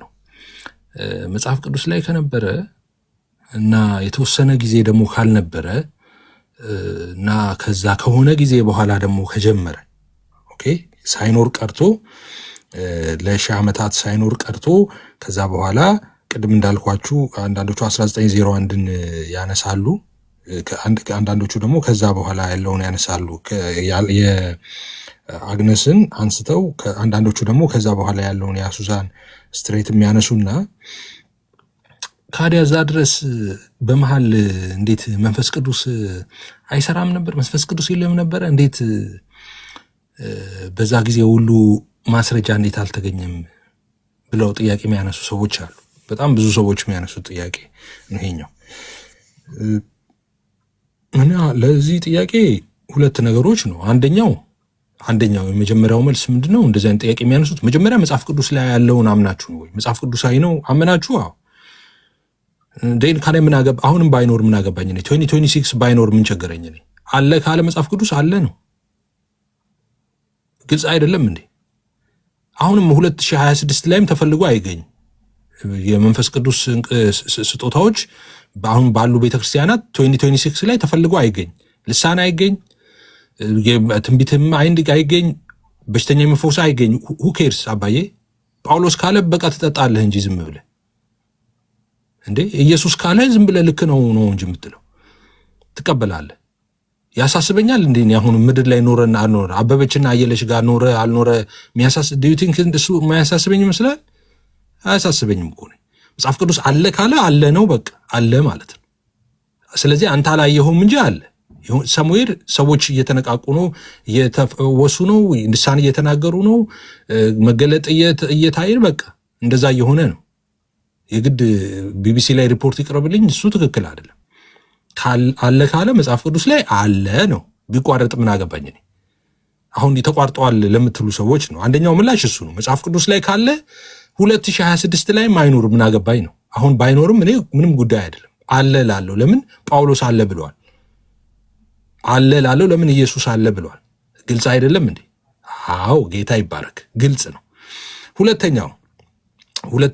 አንደኛው መልስ ይሄ ነው። በቃ መጽሐፍ ቅዱስ ላይ አለ ካለ በአዲሲቷ በቤተክርስቲያን በአዲስ ኪዳኗ ቤተክርስቲያን እነዚህ ስጦታዎች አለ። ጳውሎስ እንግዲህ አንደኛ ቆሮንቶስ ምዕራፍ 12 ላይ 14 ላይ በደንብ ዘርዝሮ አስቀምጠዋል አይደል? በቤተክርስቲያን አለ ብለዋል። አለ ነው በቃ አለ ካለ አለ ነው። ቤተክርስቲያን ካለች አለ ማለት ነው። ቤተክርስቲያን ከሌለች የለም ስጦታው። ቤተክርስቲያን የለችም የሚል ሰው ካለ ኦኬ፣ እሱ ሌላ ምዕራፍ ነው። ቤተክርስቲያን ካለች ግን አለ ነው ስጦታው። ግልጽ ነው አይደለም እንዴ? አዎ። ሌላኛው ተቋርጦ ሁለተኛ አንደኛው ይሄ ነው። ይሄ መልስ በቂ ነው። በነገራችን ላይ በጌታ ሰላም ወደ ቤታችን የሚያስኬደን መልስ ነው። ይሄ ካለ አለ የሚለው ማለት ነው። እስከ እንትኑ 1000 ተቋረጠ፣ 2000 ተቋረጠ፣ 800,000 ተቋረጠ፣ who cares? መጽሐፍ ቅዱስ አለ በቤተክርስቲያን ብሏል። ቤተክርስቲያን አሁን ካለች አለ ማለት ነው። ሁለተኛው ግን ተቋርጦ ነበረ። ከዛ በኋላ እንደተባለው በ1901 ላይ ምናምን ጀመረ። ከዛ በፊት በድሮን ቅኝት አድርጋችሁ ነው ወይ በየሰው ቤቱ እየዞራችሁ እንዳልነበር ቼክ ያደረጋችሁት? በየሰው ምላስ ላይ ይፈተሽ ነበር፣ ኬላ ላይ ልሳን የሚናገሩ እየተባለ ከዛ በፊት በሰዎች መገለጥ ምናምን ያለው ሰው አለ ተብሎ ምርመራ ይደረግ ነበር በየቀበሌው። በምን አጣርታችሁ ነው የለም ያላችሁት? ኦኬ አዛ ሪቫይቫል ስለነበረ ኦኬ በጣም ከተማ ሁሉ የሚያናውጥ ሪቫይቫል ስለነበረ እሺ ዓለም ተነጋገረበት እንትን አለ ዋሪቨር። ከዛ በፊት አለመኖሩን ግን በምንድን ነው እርግጠኛ ሆናችሁት? አይደለም አልነበረም ስትሉ አሁን እሱ ነው አሁን ጥያቄም ሆኖ መምጣት ያለበት። አልነበረም ያለ ሰው አለ። ስለዚህ አንድ ነገር ሪፖርት አልተደረገም ማለት የለም ማለት ነው የሚል ሎጂክ ነው ይዛችሁ የምትመጡት ማለት ነው። ለምሳሌ ሁልጊዜ እኔ እንደምሰጠው ምሳሌ አለ። አንድ ለምሳሌ እኔ እዚህ ቤት አሁን ስገባ ያለውበት ቤት ስገባ ማብራቱ ጠፍቶ ነበር። ማብራት አልጀመረም፣ ጨለማ ነበር። ጨለማ ነው ማለት ግን ብርሃን የለም ማለት ነው። እንደ ቤት ውስጥ ነበር እኮ ኢንስቶል ተደርጓል እኮ ሲስተሙ።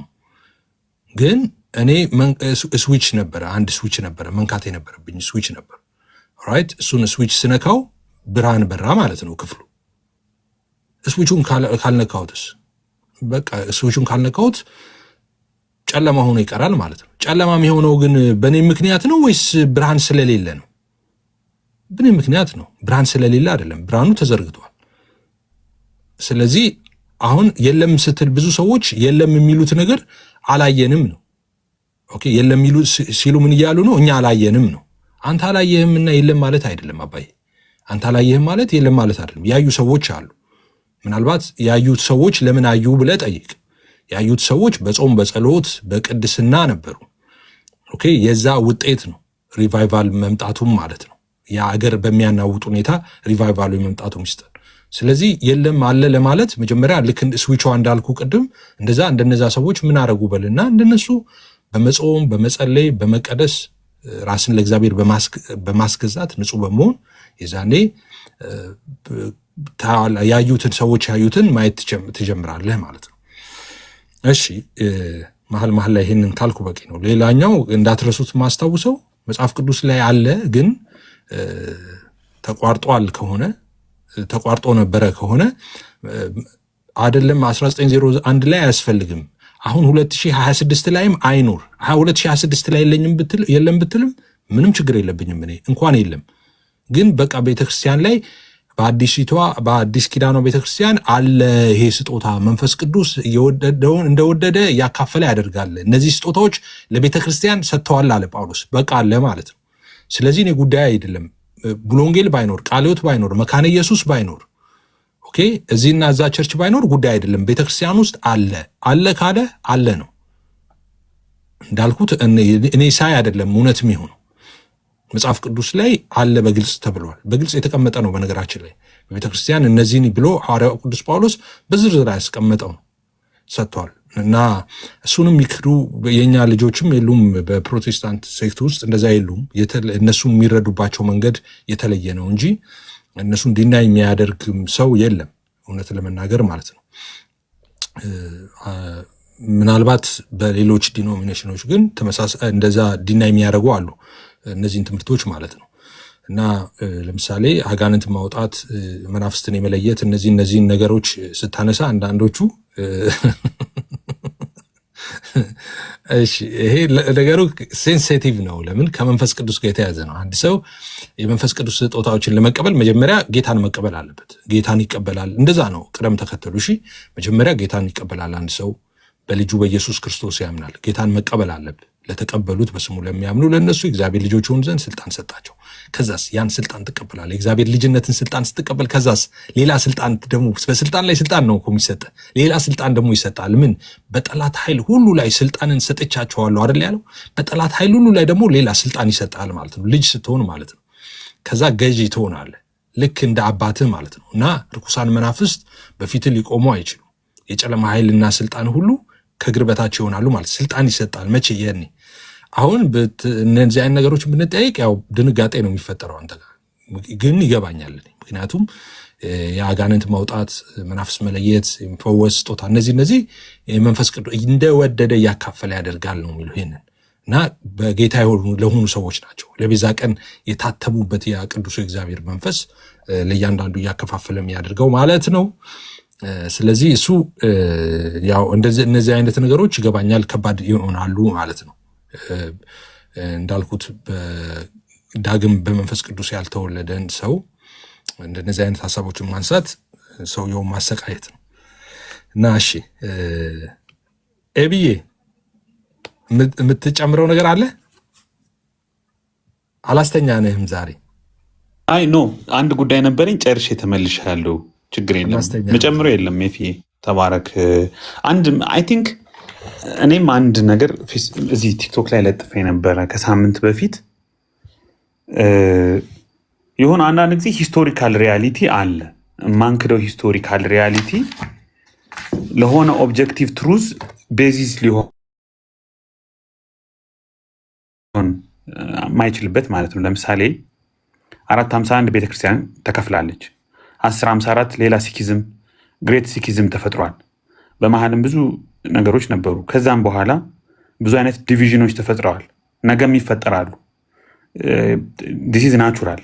አሁንም በአንግሊካን ቸርች ውስጥ ብዙ ችግሮች እየተነሱ ነው ሰሞኑን እንደምታውቁት ማለት ነው። በዚህ በአፍሪካ ምናምን ያሉ የራሳቸውን እንትን ለመምረጥ ብዙ ሙከራ እያደረጉ ነው። በፕሮቴስታንቱ ዓለም ውስጥም አንዳንዶቹ ጥቅምን፣ ገንዘብን ፈልገው ቸርች ይከፍታሉ፣ የስተት ትምህርት ያመጣሉ። በዚህ በ18ኛው በ19ኛው መቶ ክፍለ ዘመን በጣም ብዙ ሙቭመንቶች ምናምን ተነስተው ነበረ እንደምናውቀው። ብዙዎቹ ጆቫ ዊትነስን፣ አድቬንቲስትን እንዲህ አይነት ትምህርቶች አንድ ሰሞን ላይ ተነስተዋል። እንደዚህ አይነት ነገሮች ይኖራሉ። አሁንም ቸርች ውስጥ አንዳንድ ሰዎች የስነ ምግባር ችግር ተገኝቶባቸው ሲገሰጹ፣ ተግሳጽ ሲሰጣቸው 6 ወር 3 ወር ሲታገዱ የራሳቸውን ቸርች የሚከፍቱ ሰዎች ይኖራሉ። አንዳንዶቹ ጥቅም ይፈልጋሉ፣ አንዳንዶቹ ስልጣን ይፈልጋሉ። አንዳንዶቹንም የምርም ጌታ ቸርች እንዲተክሉ ፕላንት እንዲያደርጉ የሚሽን ጸጋ፣ ሐዋርያዊ ጸጋ እግዚአብሔር ሰጧቸው። በዛ መልኩ ቤተክርስቲያን የሚተክሉ ሰዎች ደግሞ አሉ። ቤተክርስቲያን በዛ መልኩ ነው ያደገችው የሰፋችው። እንደዚህ አይነት ናቹራል ፌኖሜናዎችን ምንም ልናደርጋቸው አንችልም። ይሄ በቃ ያለ ነገር ነው። ምንም አሁን ፖይንቱ አንዱ የመጀመሪያው ትልቁ ፖይንት መሆን አለበት ብዬ ማስብ አንተም እንደተናገርከው እኔም ካሁን በፊት የሆነ እኔ ፔጅ ላይ እንደለጠፍኩት መቼ ጀመረ? በነገራችን ላይ መቼ ጀመረ የሚለው ነገር ልክ ነው ማለት የሆነ ታሪካዊነት ቫልዩ ያለው ነገር ነው። ትልቁ አሁን በአሁኑ ሰዓት ግን ትልቁ ቻሌንጅ በጣም ትልቁ ቻሌንጅ ብዬ የማስበው ትምህርትህ ነው። ከሐዋርያት ጋር ከመጽሐፍ ቅዱስ ጋር ከጥንታውያን አባቶች በተለይም ቅደም ተከተሉን ጠብቆ ጥንታውያን አባቶች ስንል ሐዋርያን አበውን ከነሱ ጋር ትምህርትህ አብሮ ይሄዳል ወይ የሚለው ነው አንድ ትልቁ ጥያቄ። ትልቁ ላይ ነው ያለሁት አይደለ? ትልቁ ጥያቄ እያልኩ ትልቁ ላይ ነኝ። እስኪ ይህችን ቪዲዮ እንስማት። ኤፊ ይቻላል? ያ ሹር ብዬ እሺ እሺ፣ እስኪ ይህችን እንስማት። ከአድዋ ድል በኋላ የተጀመረ ሃይማኖት ይዘው ነው ፉን የሚሉት። አድዋ ድል እንኳን በ18ኛው ክፍለ ዘመን ነው። ከአድዋ ድል በኋላ የተጀመረ ሃይማኖት ይዘው መጥተው እኮ ነው የሚያዝጉን። በ1906 የተመሰረተ ሃይማኖት ረጅም ዘመን በመኖር በመመካትም አይደለም። ረጅም ዘመን መኖራችን እውነት ቢሆንም ረጅም ዘመን በእውነት እንድንጓዝ እግዚአብሔር የረዳን። ኤፊ አሁን የሚናገረው ዲያቆን ብርሃኑ አድማስ የሚባል በኦርቶዶክስ ቤተክርስቲያን ውስጥ በጣም የተከበረ አስተማሪ ነው እና የሚገርም ነገር ነው የሚናገረው። ትንሽ ስሙት ብዬ ነው። ቢሆንም ረጅም ዘመን በመኖራችን ግን እውነተኛ ስለመሆናችን ማረጋገጫ አናደርገው። የእውነተኛነቱ ማረጋገጫ በመንፈስ ቅዱስ የተገለጸ መሆኑ ብቻ ነው። አሜን። በረጅም ዘመን ቢሆን ሂንዱዝም 3000 ዓመት ኖሮ ሊሆን ይችላል። ባህላዊ እምነትም ሰው ከተፈጠረ ዘመን ጀምሮ ኖረው ሊሆን ይችላል። በዚያ ምክንያት እውነተኞች ሊሆኑ አይችሉም። በዘመን ምክንያት እውነተኛ የሆነ ሃይማኖት የለም። እውነተኛ የሚሆነው እውነት በመሆኑ ብቻ ነው። አንድ ሰው ክርስትናን ትናንት ቢቀበለው ትናንት ስለተቀበለው የተሳሳተ አይሆን። ሰማችሁ? ሰማህ ኤፊ? አዋቂዎቹ እኮ እንደዚህ እኮ ነው የሚያወሩት፣ አዋቂዎቹ ሰዎች። ቆይ ግን ሰማኸው መጨረሻ ላይ ያለውን? አይገርም? አዎ ትላንትና ቢቀበለው ትላንት ስለተቀበለው ስህተት አይሆንም። ስሙት። አንድ ሰው ክርስትናን ትናንት ቢቀበለው ትናንት ስለተቀበለው የተሳሳተ አይሆን። ረጅም ዘመን በሌላ እምነት ስለኖረ ያ እምነት ትክክል አይሆን። ስለዚህ በሊቃውንት በመመካትም አይደለም፣ ረጅም ዘመን እድሜም አይደለም፣ ከመንፈስ ቅዱስ ከእግዚአብሔር የተገኘ እውነት በመሆኑ ብቻ ነው። አሁን ይሄን ያነሳሁት ምንድን ነው? አእምሮ ያለው ሰው፣ ማሰብ የሚችል ሰው፣ እውነት የሚያመዛዝን ሰው ዝም ብሎ ትራዲሽናል በሆነ ትምክህት የሃይማኖት ይሄ እንደ ናሽናል ቾቪኒዝም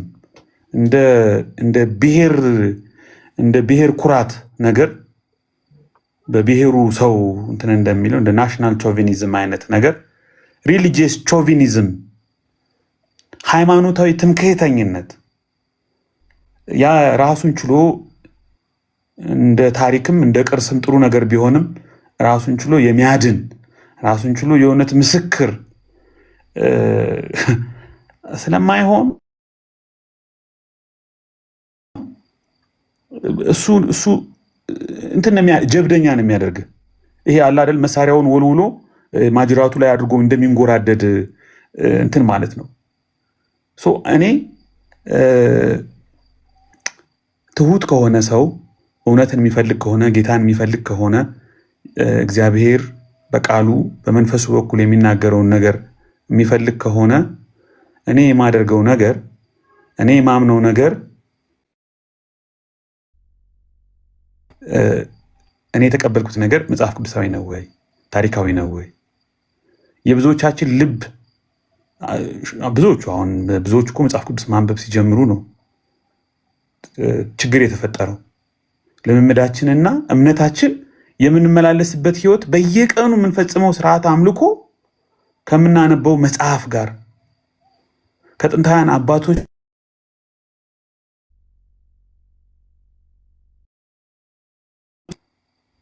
እንደ ሲኖትራክ ነው የተላተመው እኮ የተጋጨው። ልክ ነው። የ2000 ዓመት ቱባ ባህልና ታሪክ ሊኖር ይችላል። ዲያቆን ብርሃኑ አድማሱ እንደተናገረው እንደ ሂንዱይዝም 3000 ዓመት ልትቆይ ትችላለህ። እውነት ግን እንደ ሽንኩርት ልጣጭ ሆነ ዝም ብሎ ቀፎ ቀርቶ ሊተርጂ ብቻ ቀርቶ የሆነ ስርዓት ትውፊት ብቻ ቀርቶ የሆነ ቅርስ ፈረንጆች እየመጡ ፎቶ ነው የሚያነሱ እንጂ ህያው የሆነ እውነትና የሰውን ህይወት የሚቀይር የእግዚአብሔርን ህልውናና መገኘት የሚያረጋግጥ እውነታ ላይኖርብህ ይችላል። እና ምን ያደርግልኛል? እኔ የግራዝማችን አሁን ብዙ ጊዜ ግራዝማች ታረቀኝ ዘር የፊት አራሪ መሸሻ ዘር የምናምን እንላለን። ልክ ነው፣ ያኮራል። እነሱ የፈጸሙትን ገድልና ጀብድ ግን እኔ በጣቴ እንኳን ማልነካው ምንም አይነት ተጨባጭ የሆነ የጀግና ዘር መሆኔን የሚያሳይ ምልክት ካላሳየው ከሌለኝ ምን ይጠቅመኛል? ምን ያደርግልኛል? ጥቅሙ ጉራ ነው፣ ትርፉ ትምክህት ነው። ልክ ነው፣ ደስ ይላል፣ ለጽሁፍ ደስ ይላል፣ ለወሬ ደስ ይላል። እና ህያውነት የቤተክርስቲያን መገለጫ ነው። ያ ህያውነት ግን ኖ አይ እንደ እብድ መጮህ ወንበር መስበር ምናምን እያልኩ አይደለም። እሱ የፔንቴኮስታሊዝምን ማምታቻ አንድ ላይ ስለምንጠቀልለው ይመስለኛል። እኔ ህያውነት ግን የቤተክርስቲያን ህያውነት ሊቪንግ እንድትሆን ማክስ ኦፍ ዘ ቸርች እኮ አንዱ አፖስቶሊክ እኮ ነው። የታለ ሐዋርያዊ ህይወትና ልምምድ? ያ ነገር ከሌለ ቤተክርስቲያን ልትሆን አትችልም። የህያውነት መለኪያ ደግሞ ፍጹም የሆነ አክቲቭ የሆነ የቃሉ ስልጣን የበላይነትና በመንፈስ ቅዱስ መሆን ነው። የመንፈስ ቅዱስ መስራት፣ መንቀሳቀስ፣ መገለጥ ነው። እሱ ከሌለ ምን ዋጋ አለው? እኔ ይቅርብኝ የሆነ ደንበኛ ዝም ብሎ በጣም ትራዲሽናል የሆነ ሃይማኖተኛ ሁኜ ገገማ ሃይማኖተኛ ያደርገኛል እንጂ የኔንም በዙሪያ ያሉትን ሰዎች ህይወት የሚለውጥ አይደለም። ከኤቲዝም አይ ዶንት ኖ በምን እንደሚሻል እርግጠኛ አይደለሁም። ቱባ የሆነ የሃይማኖት ባህል ምናምን ይዤ እንቁልልጭ ልል እችላለሁ፣ ልኮራ እችላለሁ። በእኔ ህይወት ውስጥ በእኔ ልምምድ ውስጥ የማይገለጥ ከሆነ ግን ተጨባጭ ከሆነ ካልሆነ የሚሰራ ካልሆነ የሚያድሰኝ ካልሆነ የድነት እርግጠኝነትን የማይሰጠኝ ከሆነ ከሱስ እንድላቀቅ ከክፋት እንድላቀቅ ከስድብ እንድላቀቅ ከአመፅ እንድላቀቅ ከጦር ሰውነት እንድላቀቅ የሚመልስ ተጨባጭ የሆነ ኦብጀክቲቭ የሆነ ህይወት ከሌለ እንደ ሎዶቅያ ሞተሃል፣ ስም አለ ሞተሃል እንደተባለው ነው። አይናማ ነኝ እንደምትለው ሎዶቅያ እውር ነህን አኩል ከኔ ግዛ እንደተባለችው ነው የምትሆነው። ግን ጌታ ሁልጊዜም የምህረትን በር ያንኳኳል ለሚከፍቱለት እንዲቀበል። ታሪካዊነት መሆን አንክድም በጭራሽ። ታሪካዊነት ጥሩ ነው፣ በጣም ጥሩ ነው። እኔ አሁን በታሪክ በነገራችን ላይ አንዳንድ ጊዜ ኤፊ አይዶን ነው ምን እንደምትል ምን ብዬ አስባለሁ። ኦርቶዶክስ ቤተክርስቲያን ውስጥ ታድግ ኦርቶዶክስ በኢትዮጵያ ታሪክ ውስጥ ቁልፍ ሚና ቁልፍ ሮል ስላላት ሙስሊምም በለው ፕሮቴስታንትም በለው ምንም በለው በአንድም ሆነ በሌላ መንገድ የኦርቶዶክስ በፖለቲካውም በኢኮኖሚ በማህበራዊ ህይወትም ካላት ተጽዕኖ የተነሳ ኦርቶዶክሳዊነት በሀገሪቱ ውስጥ አለ። እንደ ባህል ራሱ እንደ ካልቸር ከኦርቶዶክሳዊነት ተጽዕኖ ነፃ ልትሆን አትችልም። በቃ የምትኮራበት ባህልህ ነው፣ የምትኮራበት ካልቸርህ ነው። መስቀልን፣ ጥምቀትን በቃ ዩኔስኮ አስመዝግበን ዶላር የምናገኝበት ነው። ቱሪስት የምንስብበት ነገር ነው። ፎቶ የምንነሳበት ነገር ደስ የሚለን ነገር ነው። ብንሆነው ብንለብሰው ደስ ይላል። ገብቷል። የሆነ ካልቸራል አስፔክትም አለው። ሄሪቴጅ ነው፣ ናሽናል ሄሪቴጅ ነው። ይሄ ምንም የሚካድ ነገር። የፖለቲካ አስተዋጽኦ አለው፣ የኢኮኖሚ አስተዋጽኦ አለው፣ በሶሻል እንትን ውስጥ ብዙ አስተዋጽኦ አለው። ቤዚካሊ ወደ ክርስትና ስንመጣ ግን መለኪያ አለ። ያ መለኪያ አንጡራ የሆነው የክርስትና አስተምህሮ መጽሐፍ ቅዱስ ላይ የተጠቀሰው የተገለጠውና አሁንም በመንፈስ ቅዱስ አማካኝነት በቤተ ክርስቲያን ውስጥ የሚገለጠው ህያው የሆነ ኑሮ ነው። ያ ከሌለን ምን ያደርግልኛል? ብዬ እንትን በለው ከታች ምን ማያደርግልኝም እኮ አቤምም አይቻለው ማቃቸው ኦርቶዶክሳውያን አይ አይቢ አሁን ወረድክ ምናምን ብለዋል። በኔጌቲቭ ነው የተረዱት። እያነበብኩ ኮሜንት እያነበብኩ አይደለም ኤፊ ሶሪ። እሺ ልንገርህ፣ አይ በኔጌቲቭ ነው የተረዱት። አፕሪሺየት ያደረክበትን መንገድ ማለት ነው። ኧረ ምንም ችግር የለውም ኤፊ። እኔ ምን መሰለ ኮሜንት ላይ ብዙ አይነት ሰዎች አሉ። አንዳንዱ ይረዳል፣ አንዳንዱ አይረዳ። አንዳንዱ ጤነኛ ነው፣ አንዳንዱ ጤነኛ አይደለም። አንዳንዱ ፖዚቲቭ ነው፣ አንዳንዱ ኔጌቲቭ ነው፣ አንዳንዱ ተንኮለኛ ነው። ምንም አይ ዶንት ዋንት ቱ ቢ ዲስትራክትድ እዛ ውስጥ ባለው ነገር ቆይቻለሁ። ይሄን ነገር ብዙም ቦታ አልሰጠውም። ኢምፖርታንቱ ነገር ምንድን ነው?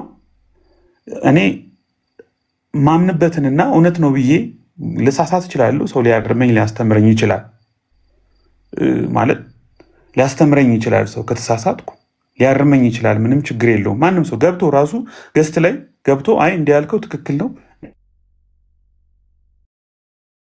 እንዲያልከው ትክክል አይደለም ከዚህ አንጻር ቢለኝ እኔ እታረማለሁ። ምንም ችግር የለብኝ። ስለዚህ እሱ ብዙም ያው ቲክቶክ የሚበዛው አብዛኛው ነገር ፖለቲካ ስለሆነ ማለት ነው። እና እኔ የእኔ ጥያቄ ምንድን ነው? ታሪክ የሚካድ ነገር አይደለም፣ የሚናቅ ነገር አይደለም። ጥንታዊነት ተራ ነገር አይደለም። ቅርሶች እኮ ዩኔስኮ በጥንቃቄ የሚይዛቸው እድሜ መግፋት ታሪካዊነት ትልቅ ነገር ስለሆነ ነው። የግብፅ ፒራሚዶች እኮ የአክሱም ሐውልት እኮ ይሄ ግሎባል ሄሪቴጅ እኮ ነው። ታሪካዊነት ቀላል ነገር አይደለም፣ የሚናቅ ነገር አይደለም። በክርስትናው ስትመጣ ግን እድሜ ማስቆጠር ዲያቆን ብርሃኑ አድማስ እንደተናገረው እድሜ ስላስቆጠርክ የምትፈጥረው የምትፈይደው ነገር የለም ነው።